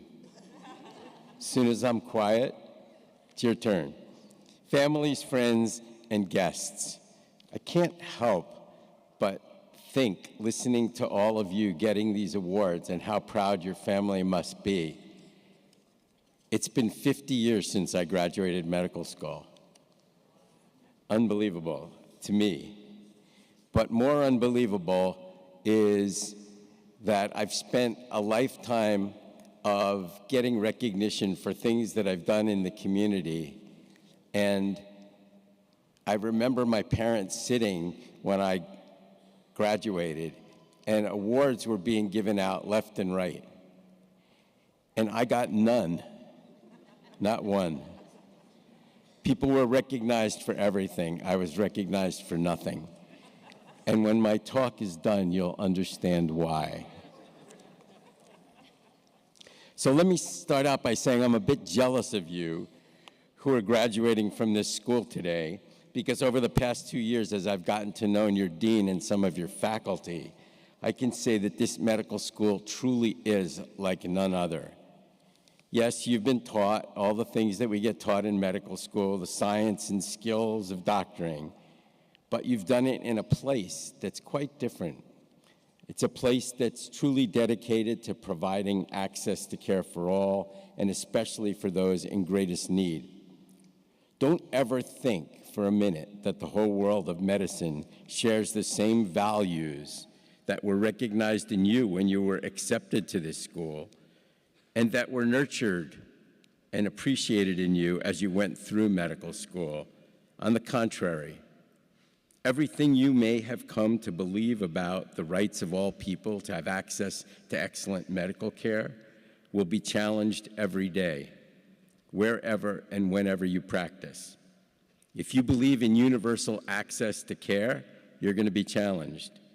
If you strive to give everyone who comes to you the same care, prescribe them the same medications and think that they'll be able to afford them, prescribe high-tech interventions that only people with good private medical insurance are going to be able to get. If you practice like that, you will be challenged. When you try to treat someone whose primary language is other than English and you try to refer them to specialists where the specialists will speak their language and be able to relate to them, you will be challenged. You're going to have to fix our broken healthcare system, and to do that, I will say, you have to make trouble. I have to say, I love making trouble.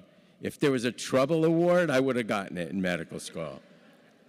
So where did I get this from? My grandfather was a city councilman in New York City, actually in Harlem, 100 years ago. He was a socialist. He fought for free dental care for all school children and started the first free lunch program in New York City. That was 100 years ago. And I have his notebooks. He always made trouble fighting for what he believed in, and that's where I got it from. But the best role model you can have for how to make trouble is the late Congressman John Lewis, who passed away just a few years ago. I hope you've studied him and learned about him.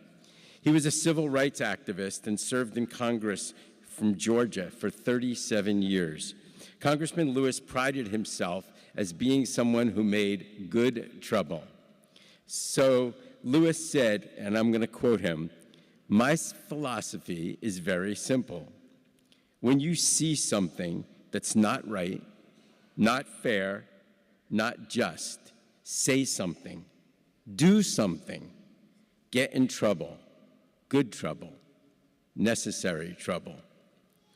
So if we're ever to achieve equitable health care in communities we serve, we're not going to get there without making good trouble. When I look back at my 50 years in medicine, the actions that I took that I am most proud of are when I got in good trouble. Late one evening as a medical student in Chicago, I was on my obstetrics rotation, and a nurse asked me a very unusual favor.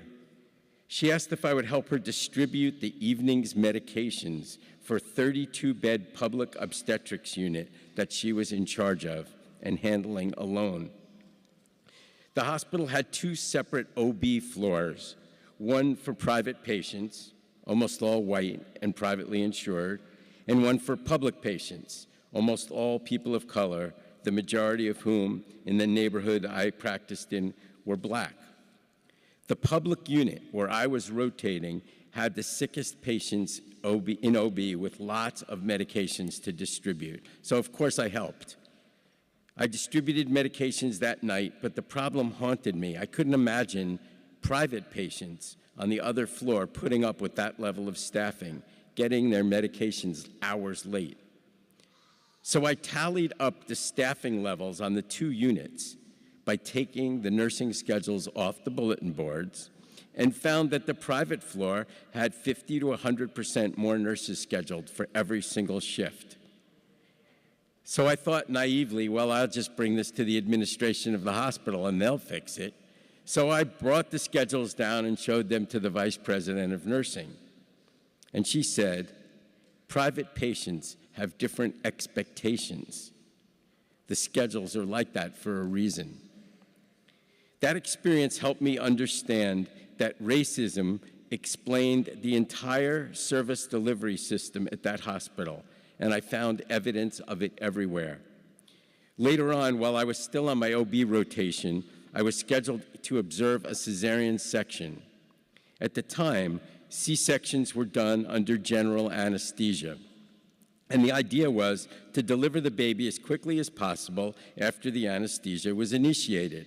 Why? Because the baby gets anesthetized as well when you give general anesthesia. And if the anesthesia lasts too long, the babies come out floppy and have trouble with spontaneous breathing. So it was very exciting to watch how quickly the obstetricians would deliver these babies. They would anesthetize the mother, and then in 3 to 4 minutes, the baby would be delivered crying. One day, I was observing a C-section, and after the woman was put under anesthesia, the surgeon opened the patient's abdomen to deliver the baby, but then stepped back from the operating table and didn't deliver the baby. Another doctor approached the woman's open belly and began to draw bloods from the uterine artery, the uterine vein, and a number of other locations. When he was done taking blood samples, he stepped back from the table, and the surgeon came back and delivered the baby. In that case, the baby had been under anesthesia for 8 minutes and came out with difficulty breathing and was admitted to the newborn ICU. The woman on the table was black and a patient of the public floor. I asked the surgeon for an explanation of what I'd just seen, and I was told that this was part of a research protocol to examine oxygen levels in different parts of the body while patients were under anesthesia. I commented that this seemed like a pretty dangerous thing to do to an unborn infant, and I was assured by the surgeon that the woman was told of the risks and had consented to the procedure. I couldn't imagine any woman agreeing to that. So knowing the risks that their child would be subjected to, so given what I'd learned about the nursing schedules and how there was sort of a racist undercurrent to everything in the hospital that I was in, I realized that there must have been 2 standards of care. I went to the patient's bedside that afternoon and asked her if she knew about the research experiment that was being done while she was asleep. She said she knew nothing about it. Then I looked at the chart and saw there was no consent at all in her chart and no mention of the research at all. Over the course of a few days, I witnessed 3 more patients who were subjected to this research, all black, all from the public floor. I interviewed all the patients. None had been told about the research. I then interviewed the researcher and the chair of the department. They both defended the research. denied any risk of real harm to the patients or their infants. So I copied the full charts of all 4 of those patients to document what I had seen. In those days, that wasn't easy. It meant taking the charts off the floor, sneaking into the library, putting a nickel in the copying machine for every single copy that got made. But I did it. And I brought the records to the dean and the president of the hospital. They defended the research as well, except that they were outraged. No, they weren't outraged at the researchers. They were outraged at me for talking to the patients and copying their records. The hospital threatened to expel me, and I have to admit, of all the trouble I've gotten into, that was the time I was the most scared. But what kept me from total panicking was really my thought that when you do the right thing, you will be okay. That's especially true.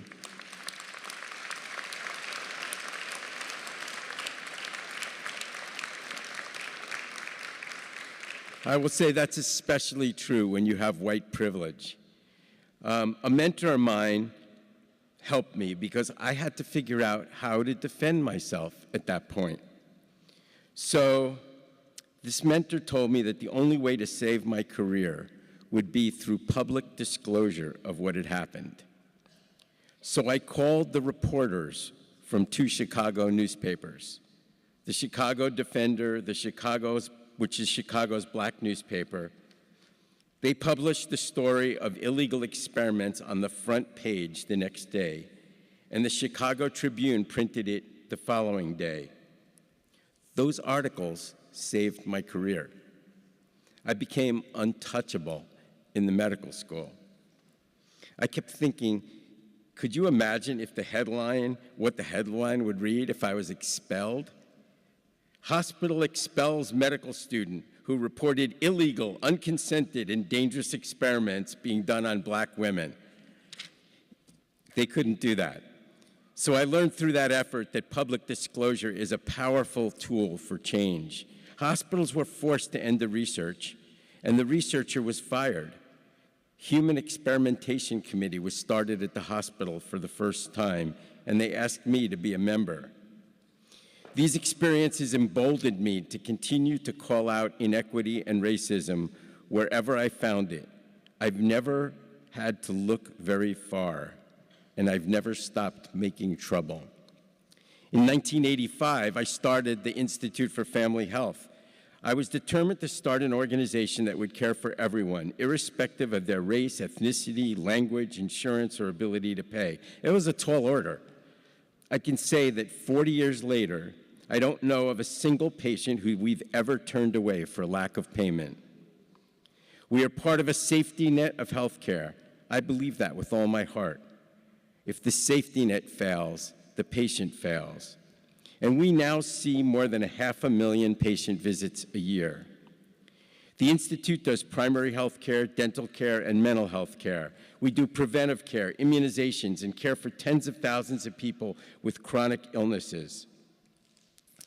But we also take care of many people with complex medical and behavioral health issues that require consultation with specialists, specialized procedures, and even hospitalization. Well, one would think that that would be easy in New York City, where there are so many hospitals and where we see hospitals advertising and competing openly for business. But nothing could be further from the truth. We consistently have problems getting specialty care for our patients. 15% of our patients are uninsured. 50% are covered by Medicaid, the state and federal program that pays for care for low-income folks.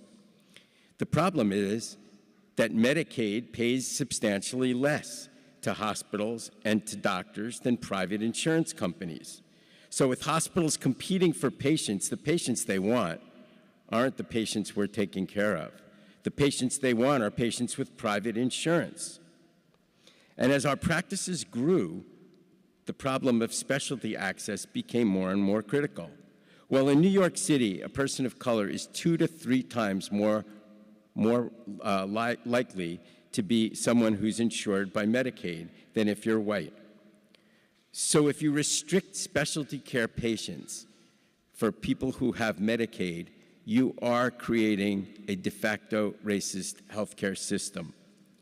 So we studied specialty care at Mount Sinai, Columbia Presbyterian, and Montefiore, the same way I studied the schedules off the nurses' bulletin boards. If our patient had private insurance, we found, they could get seen in hospitals' faculty practices with a waiting time of 1 to 3 days for an appointment. That waiting time went to 15 to 30 days for people who were on Medicaid.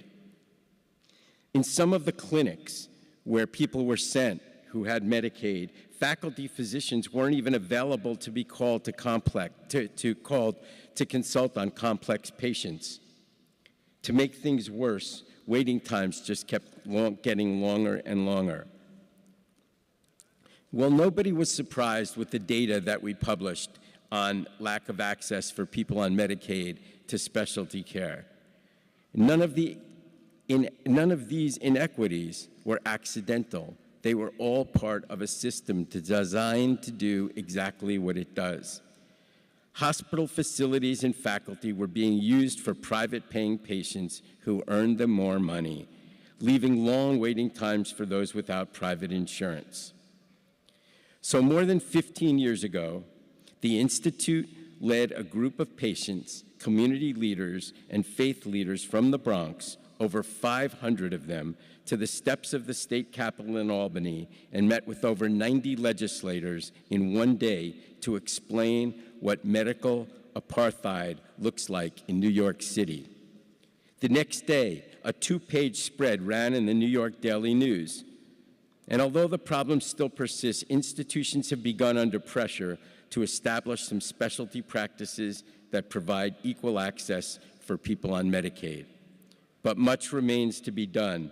To this day, we continue to raise this issue with our affiliated institutions, and we'll continue to do that until the problem is rectified. Every person in New York is entitled to speedy access to the highest quality specialty care this we have to offer.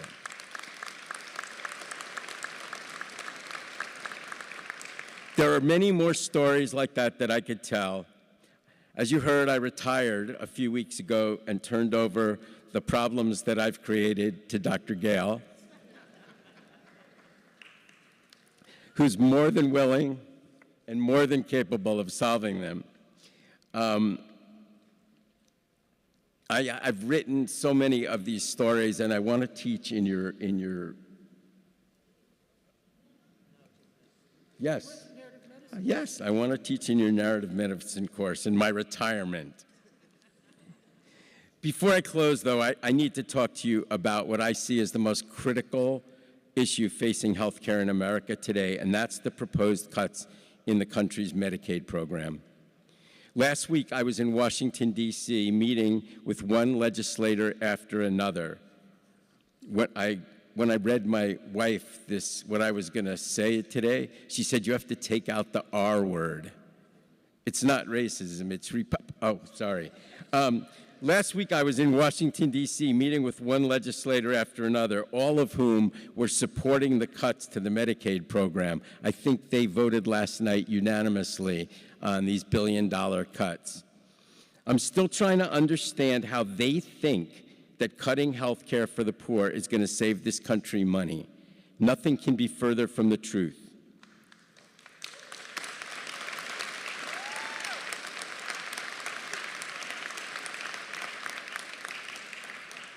What you end up with when you take insurance away from people is extraordinarily expensive emergency care, hospitalizations that were preventable, and costly catastrophic interventions for conditions that were totally preventable if they had had good care. The cost of a single emergency room visit in New York City, and I just figured this out last night, is greater than the average cost of 3 full years of primary care and preventive health care, including the management of people's chronic diseases. Imagine that. So while these legislators claim that this is a way to save money, it is not.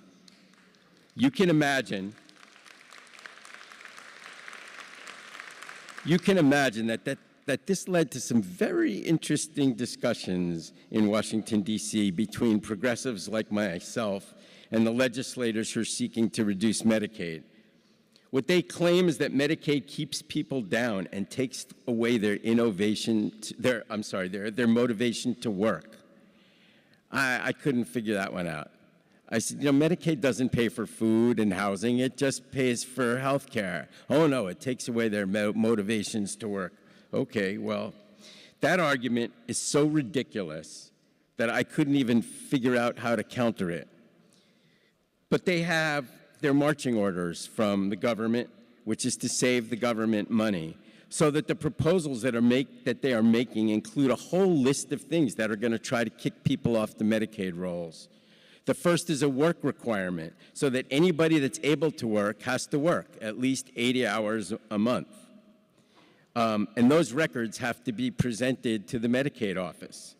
Then they want to add a requirement that people have to verify their actual mailing address every single month and go through a complete recertification of their Medicaid program twice a year in order to keep their benefits. In order to implement that program, New York State estimated it would cost $500 million just on administrative costs. Wouldn't we be better served to take care of people with the same funds? Medicaid cuts are going to leave 14 million people in this country without health care coverage. Access to primary and preventive care is going to be reduced. Emergency room visits and preventable hospitalizations are going to go up. Costs are going to go up, not down. People are going to get sicker, not healthier. Epidemics are going to last longer, and fewer people are going to get immunized. So now is the perfect time for all of us to make necessary trouble, to make sure this doesn't happen. Fighting for universal health care access and fighting racism in this country is a full-time job for progressives like us.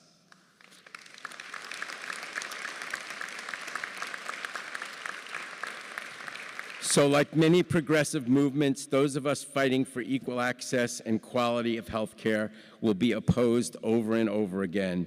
We need to build our numbers, and thank goodness for this school, because you are building our numbers. We need to build the number of doctors and nurses and other staff willing to recognize inequality whenever and wherever it happens, and the number of people willing to put themselves out to make change happen. Graduates, my wish for you as you graduate today and move on to the next stage of your career is that you will find purpose and satisfaction, not just in providing excellent health care in whatever specialty you choose, but in forcing the systems around you to address inequity, racism, and to demand universal access to health care. I suspect when you look back on your careers later in life, you will find, like I have, that some of the greatest joys and accomplishments will come from those times when you've made good trouble. So I leave you again with Congressman Lewis's words: when you see something that isn't right, not fair, not just, say something and do something. Get in trouble, good trouble, necessary trouble. I wish you all the best, and if there's ever a way I can help you, please feel free to reach out. I'm still around. Thank you for inviting me to speak with you today. It really was a privilege and an honor. And I say to you, go forth and be great.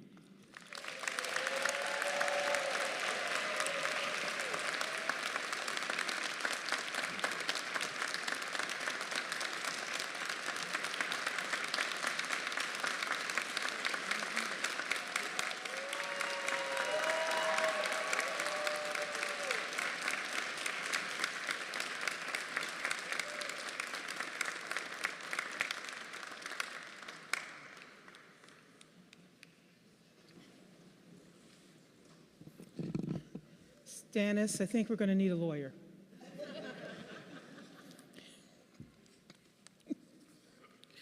You know you're welcome anytime.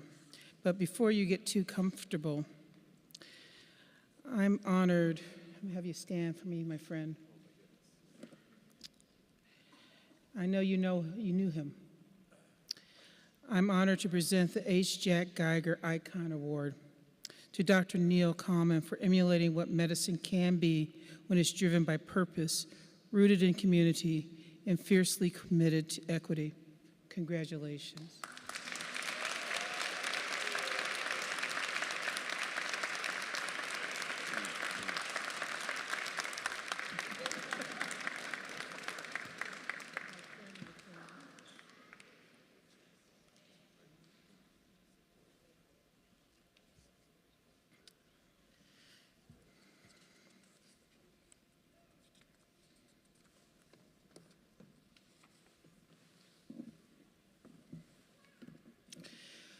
Okay, we're now moving to the hooding ceremony. How about that, graduates?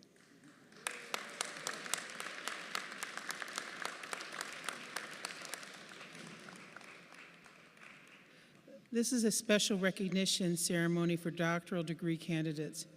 It represents a rite of passage to the next generation, in this case, to the next generation of doctors. Candidates will place their hoods over their right arm and present themselves to their MD faculty, and in some cases, a Sophie Davis alum. Any alumnus who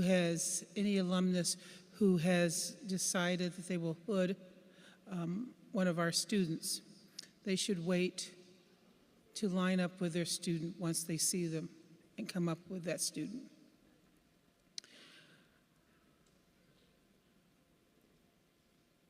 The doctoral hood will go over the head of the graduate to signify they have successfully completed the graduate program.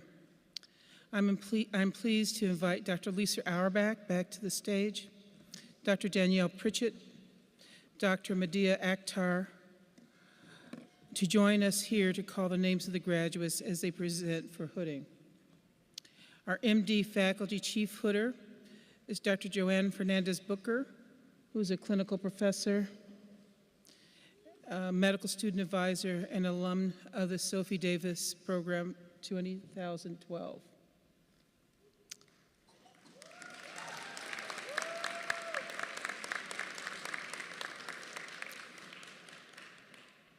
For those of you who remember the AOA ceremony, remember her little girl, right? Yeah. Now she's got two. In some cases, the students have chosen this alumnus, so our alums who are either here or there should just look for their student. Dr. Akhtar, Dr. Pritchett, are you guys ready? Okay. Dean Macbeth, are the MD students ready to be presented to the faculty for hooding? Okay. Okay.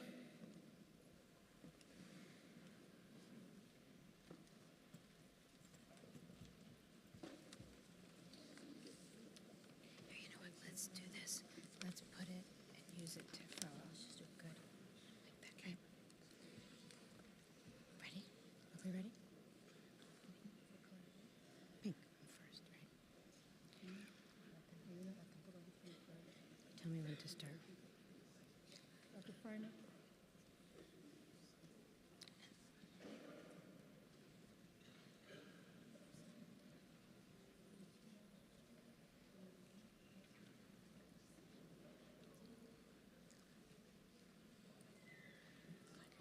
Oluwafumilaya Agora.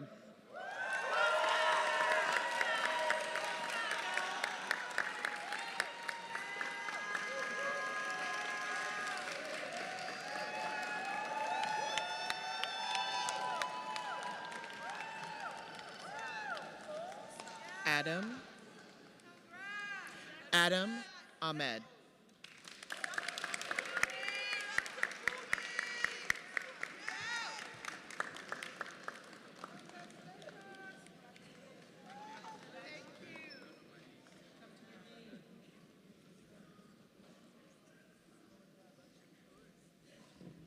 Thomason Alalade.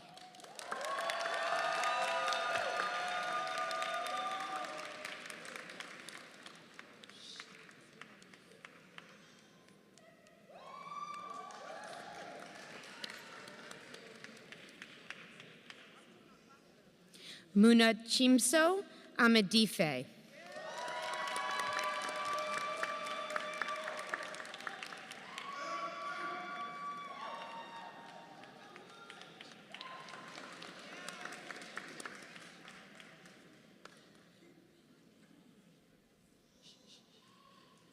Marina Awida.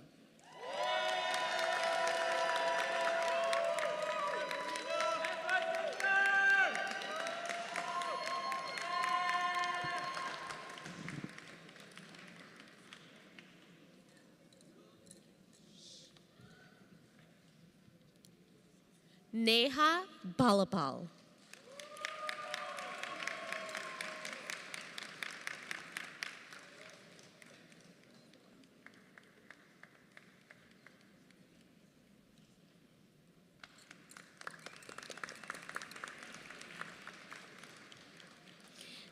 Nicholas Barbish.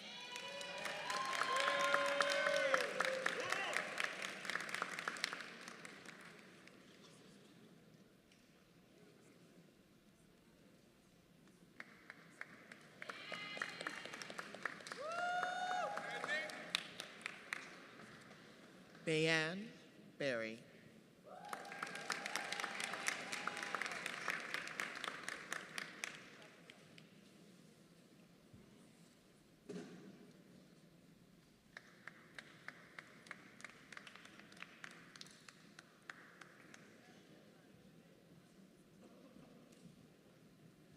Rosemary Bijou.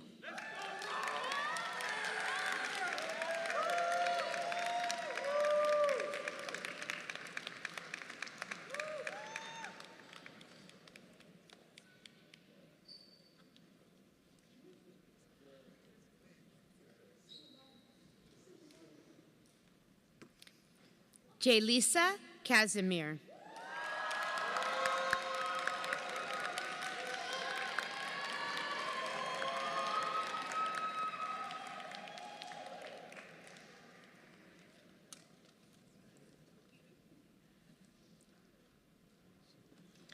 Sophia Castro.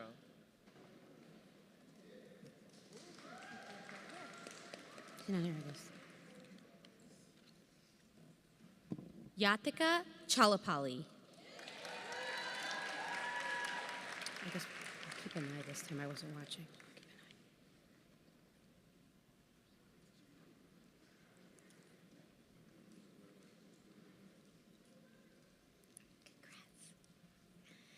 Nikki Chan.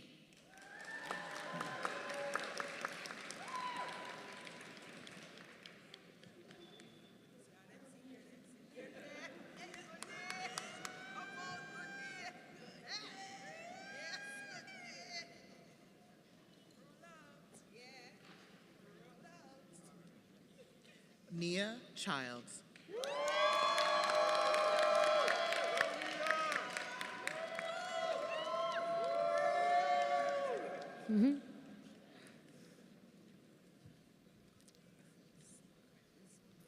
Erica Clark.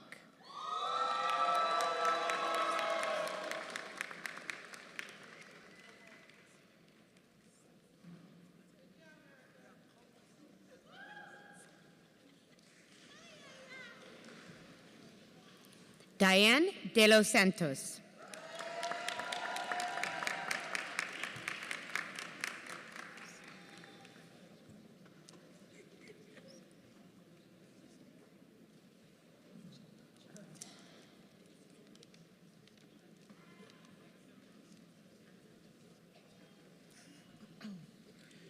Abilar de Rosier.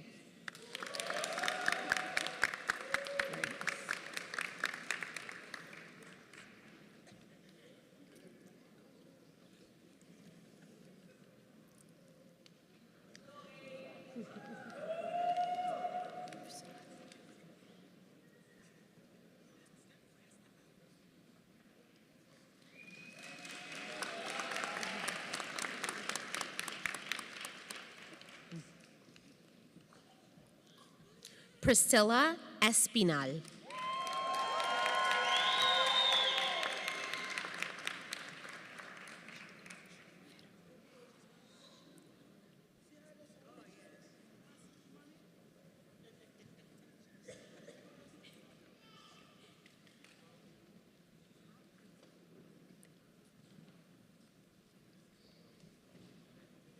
Bjarne Ferraon.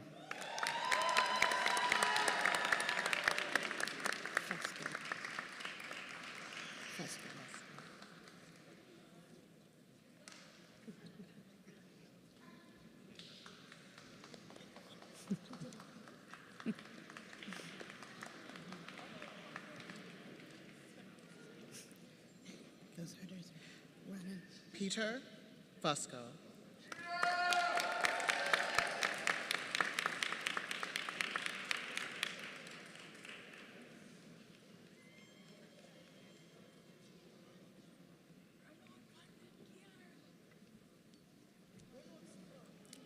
Gabrielle Garcia.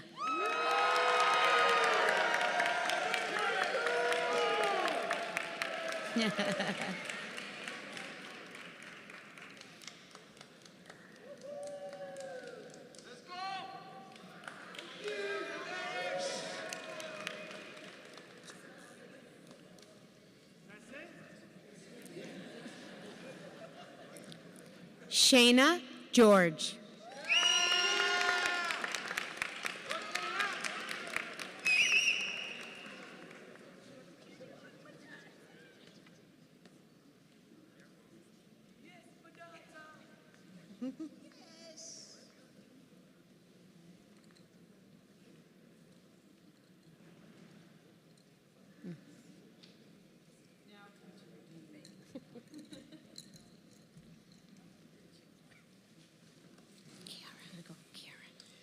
Kiara Gosling.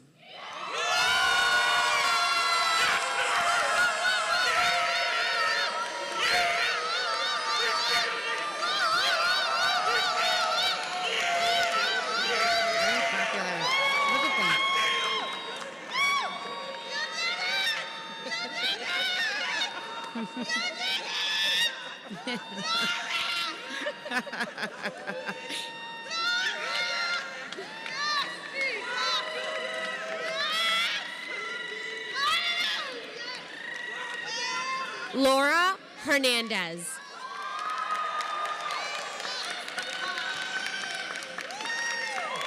So cute. Cameron's hugging Michael. It's so cute. So cute. Makes me cry.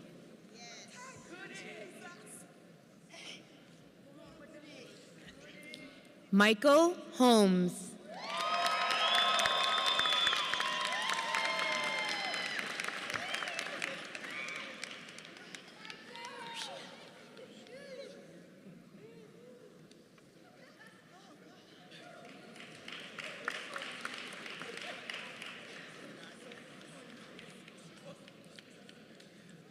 Arshia Iqbal.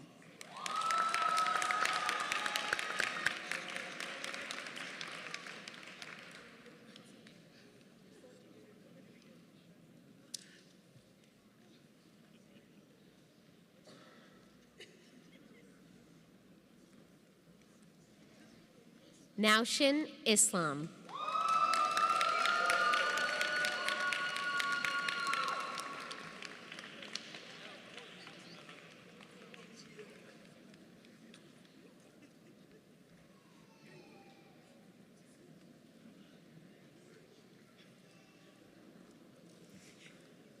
Sumaya Islam.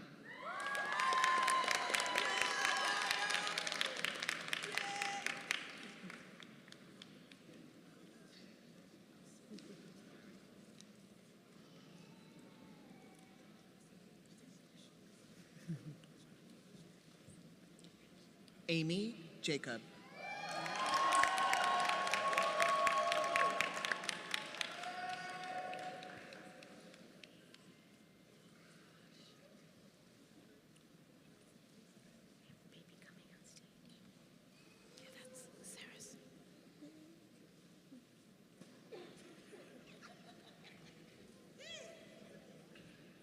Justin James.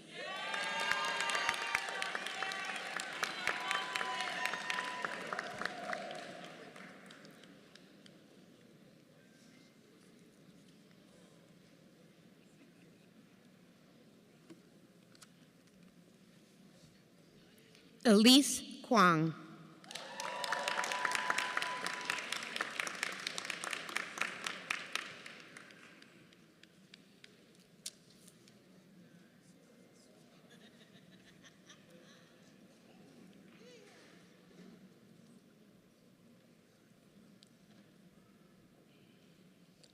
Tiffany Lacroix.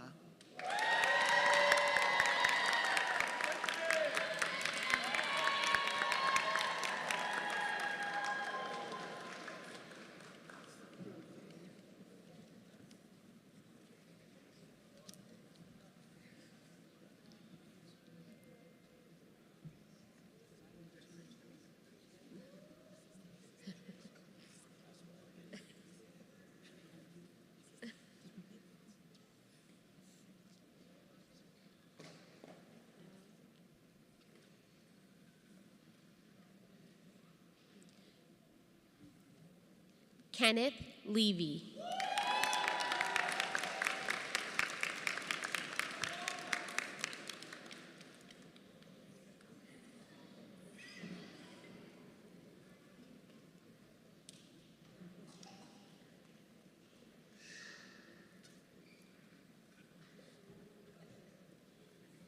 Sarah Littagaster Aney.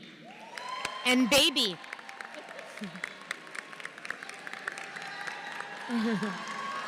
That baby is so... She only wants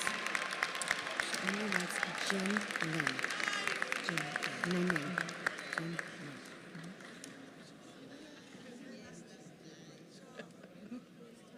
Lynn. Mm-hmm.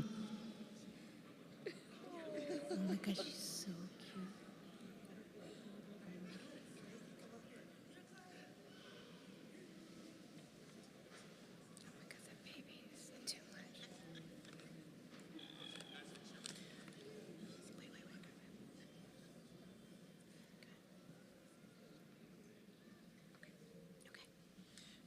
Jin Lin.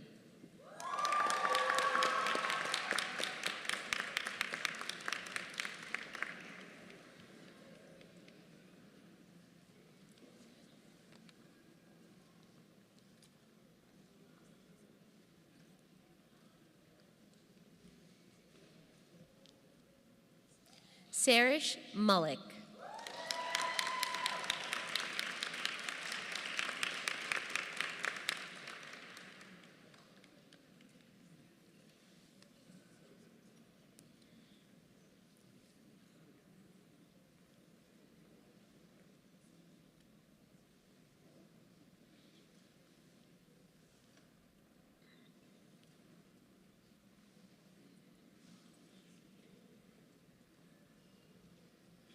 Dave Matthew.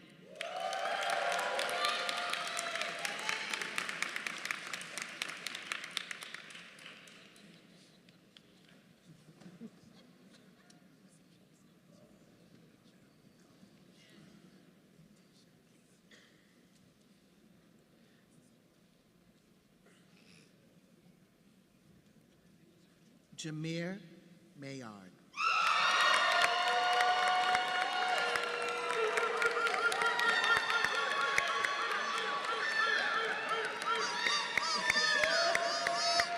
Oh.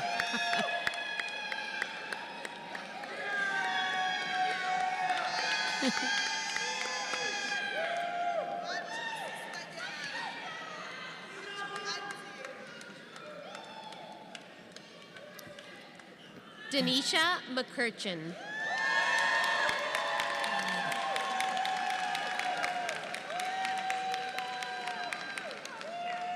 Denisha.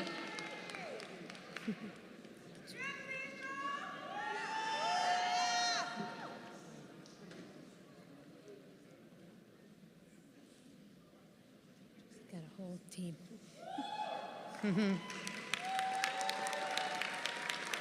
Mm-hmm.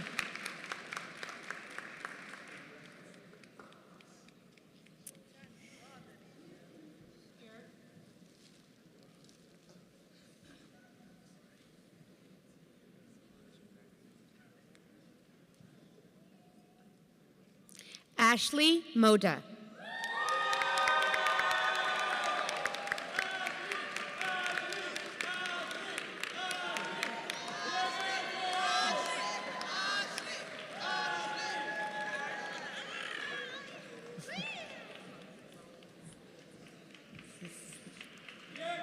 Dhruv Patel. Maybe say it again. I don't know.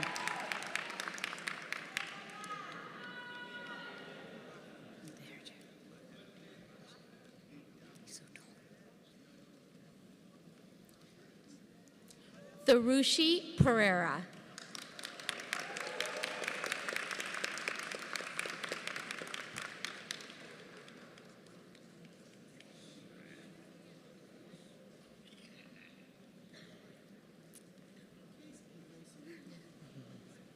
Jamie Peter.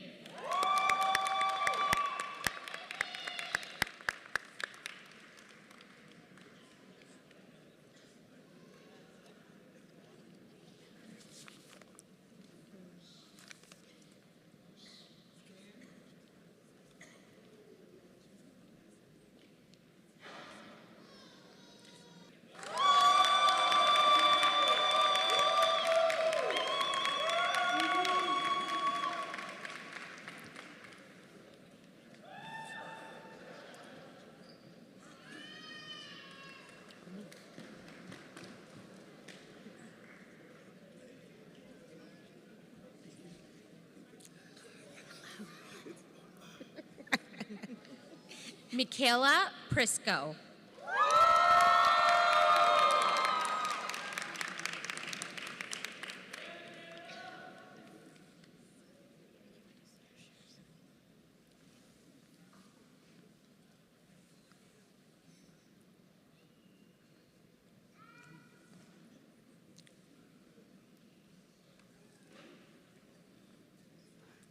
Jeffrey Robles.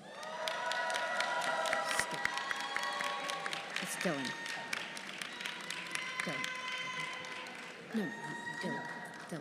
Just do Dylan. Dylan Rogando. Too fast. Too fast.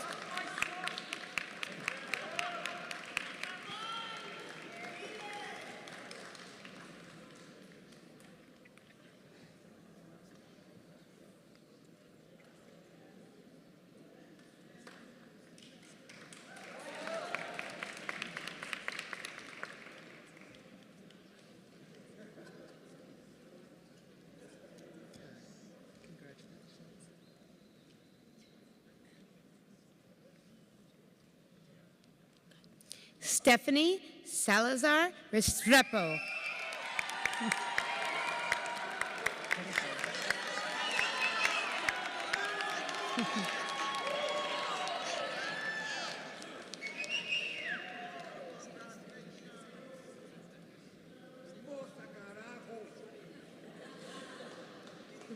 Alan Samsonov.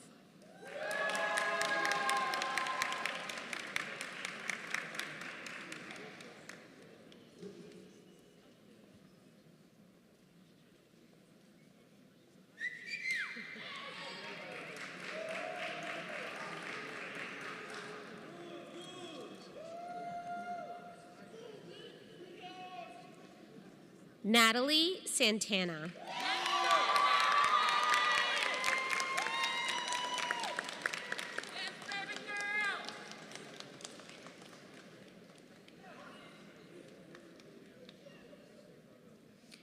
Fazil Sarmad. I'm gonna go down.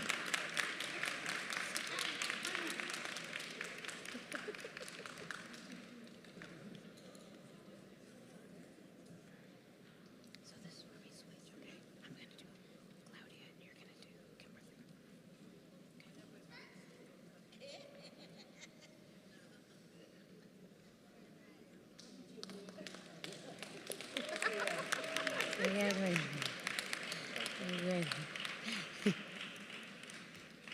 Claudia Cerna.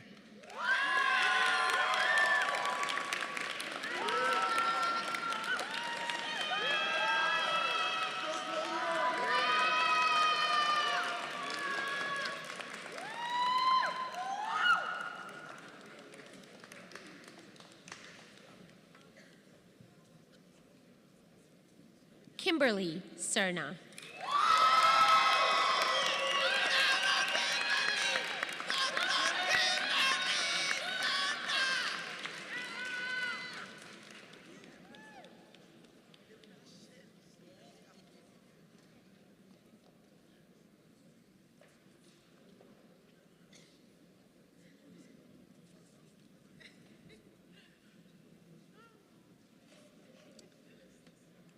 Talal Siddiqui.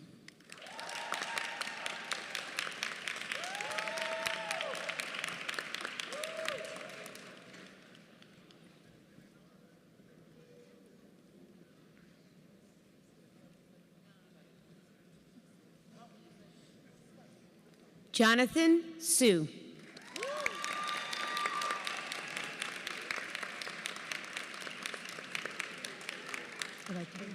You do. Go ahead, you do.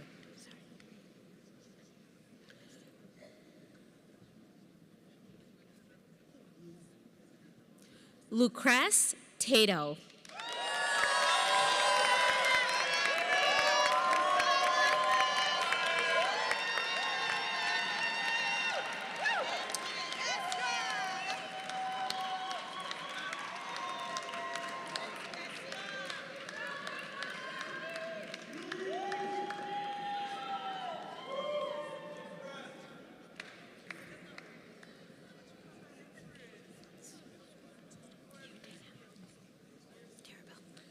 Darabelle Taveras.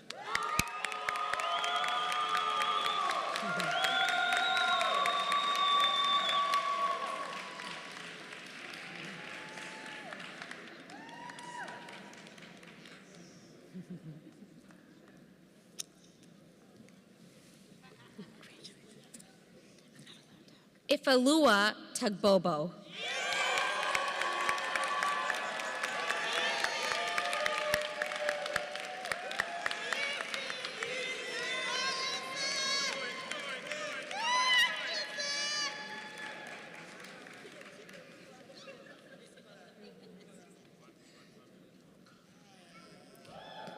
Kada Varela.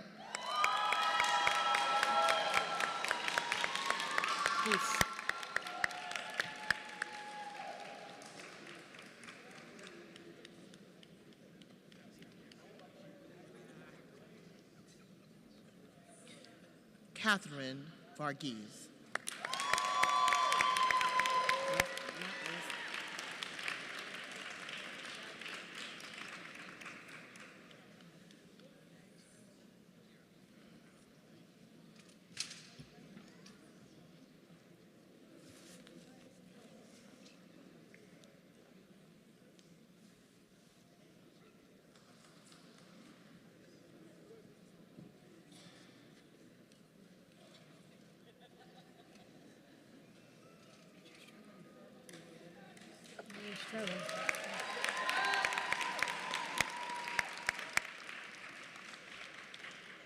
Cameron Yoder.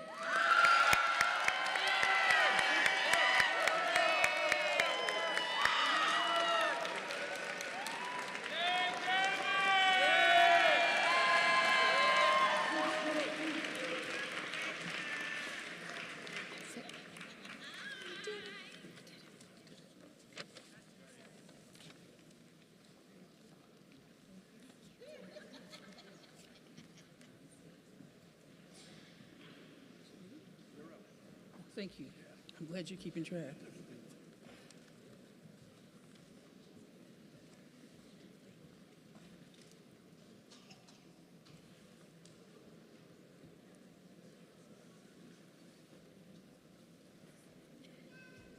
Oh, trustee. What a special treat. Do you want to confer the degree? Sure. Yeah. What an honor the dean has just bestowed on me. I get to confer your degrees. So by the power invested in me by the New York Department of Education, the CUNY Board of Trustees, and your faculty, I confer the degree of medical doctor. Woo!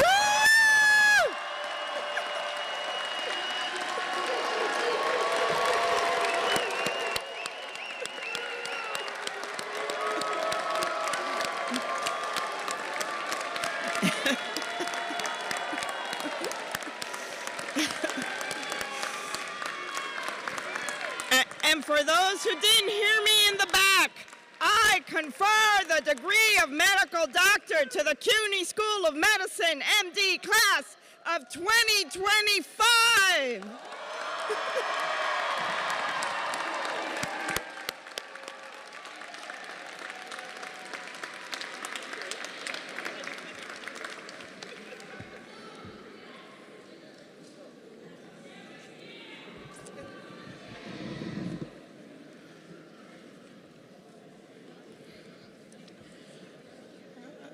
I think our trustee has a permanent role.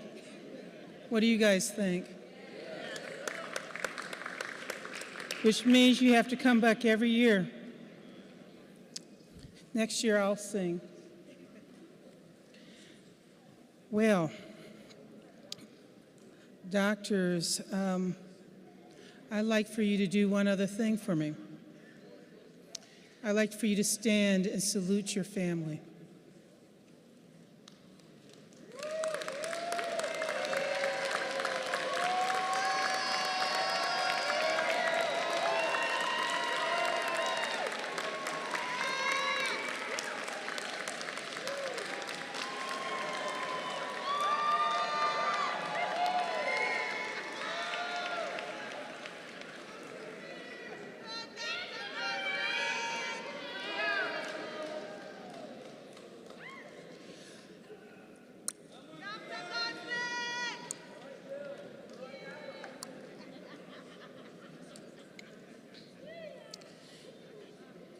I'm now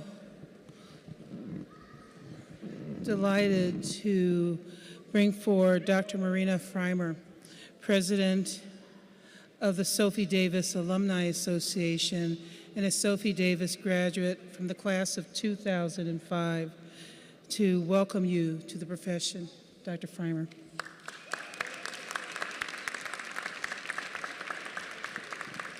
Good afternoon, fellow graduates, Dean Green, faculty, family, and friends. Congratulations, class of 2025.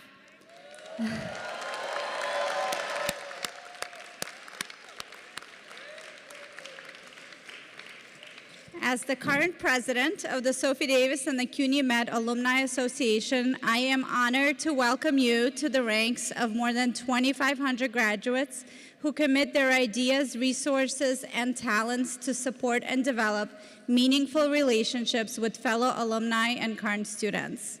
Today, you are called a doctor, a healer, and a physician. You have persevered in the face of uncertainty and hardships and leaned on each other for friendship and advice. You've developed compassion and empathy for others, two of the most important traits when joining this medical profession. Today, you have earned the privilege of taking care of patients and their families.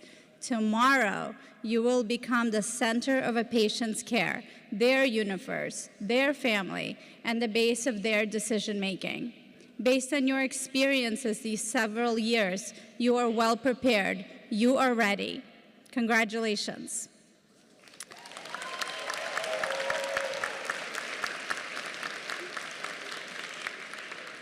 As the Alumni Association, we encourage you to take advantage of working together to offer mentorship opportunities to current students. There are so many of you who were hooded today by fellow alumni, and this is an example of where you will be tomorrow. We challenge you to stay involved to build a vibrant network of CUNY Med graduates and continue to inspire engagement in the life of your medical school. The advice and support you can now provide to your fellow CUNY Med students will pave the road for their future success. As alumni, your ability to contribute to others' success in your medical school is now unmeasurable. I encourage you all to stay involved, reach out, and always be proud as a proud alum of the CUNY School of Medicine. Congratulations.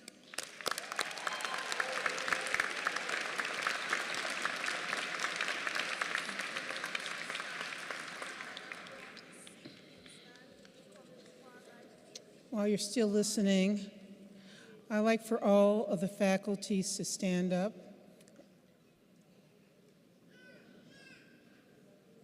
All of our staff to stand up. and for the students to stand and to salute your faculty.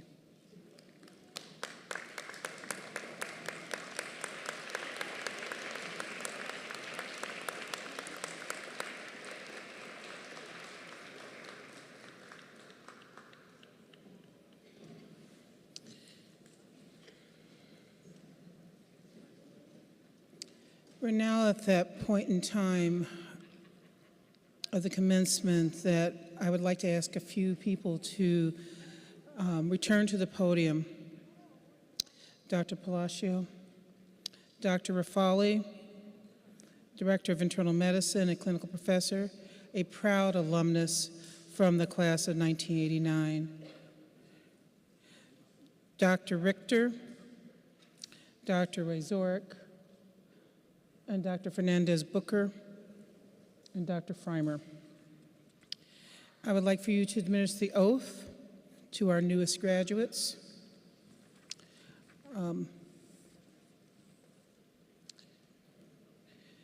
Let me say a little bit about the oath. There are 10 elements to the oath that you're about to recite, and I interpret the oath as the 10 Commandments of being a physician. I'll have the students stand. The Hippocratic Oath dates back to antiquity. It is taken by physicians and guides their ethics and their behavior. I also ask all graduates to take the modern Hippocratic Oath by repeating after your faculty leaders.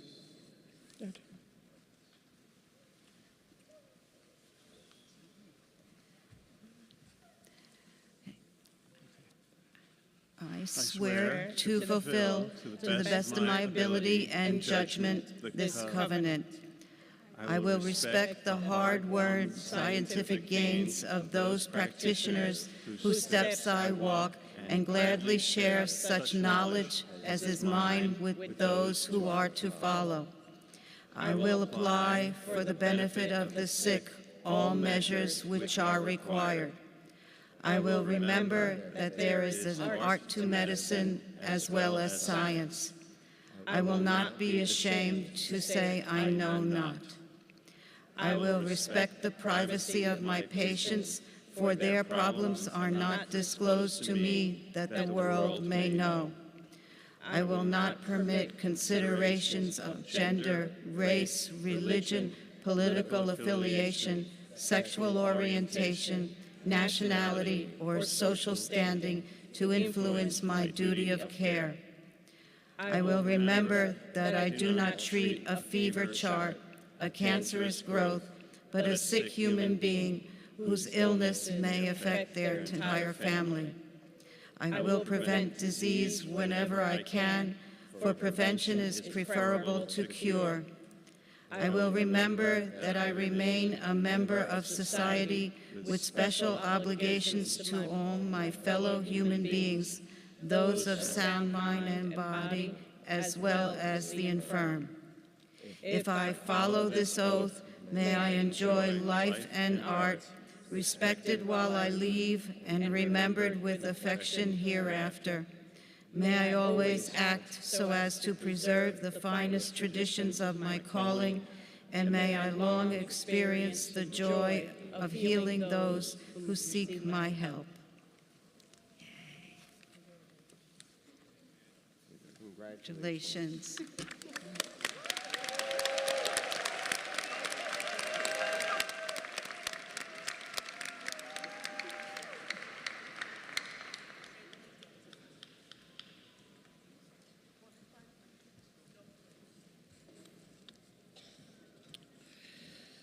Well, congratulations to the MD class of 2025. Thank you all. As we move towards closure, we must thank, where's Esmeralda? Thank Esmeralda.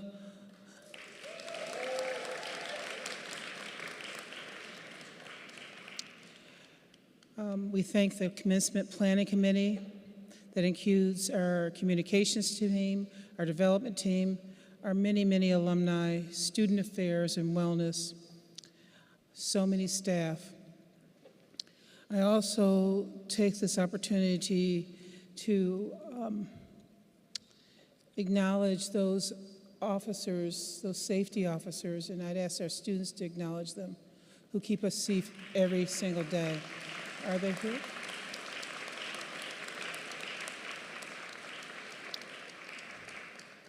And that includes also the people who labor to keep this place clean for us on special events. So thank you, thank you, thank you.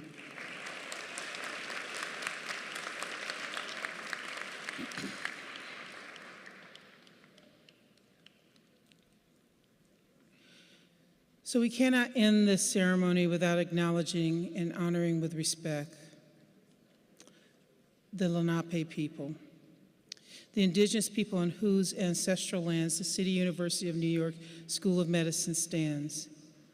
We acknowledge and honor the Black, indigenous people of color, enslaved and free, who labor to make this place we call home. We affirm the aspiration of the great Lenape chief Tamanin that there be harmony between the indigenous peoples of this land and the descendants of the immigrants to this land, as long as the rivers and creeks flow and the sun, moon, and stars shine. Good people, the 2025 commencement has come to an end. I would ask the question, how we get home. But before I do that, family, I know how excited you are. I'm going to ask you to just sort of, you can stand, you can don't grab the graduates because we need, and the alumni and the everybody who's in the procession, because we need to come through back up here to have one family picture. And so we have plenty of photographers here, so don't move up and trip the graduates. And that's about all I have to say.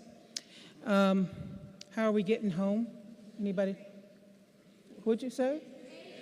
The A train? Owen? It's time. Thank you very much. This commencement has come to an end.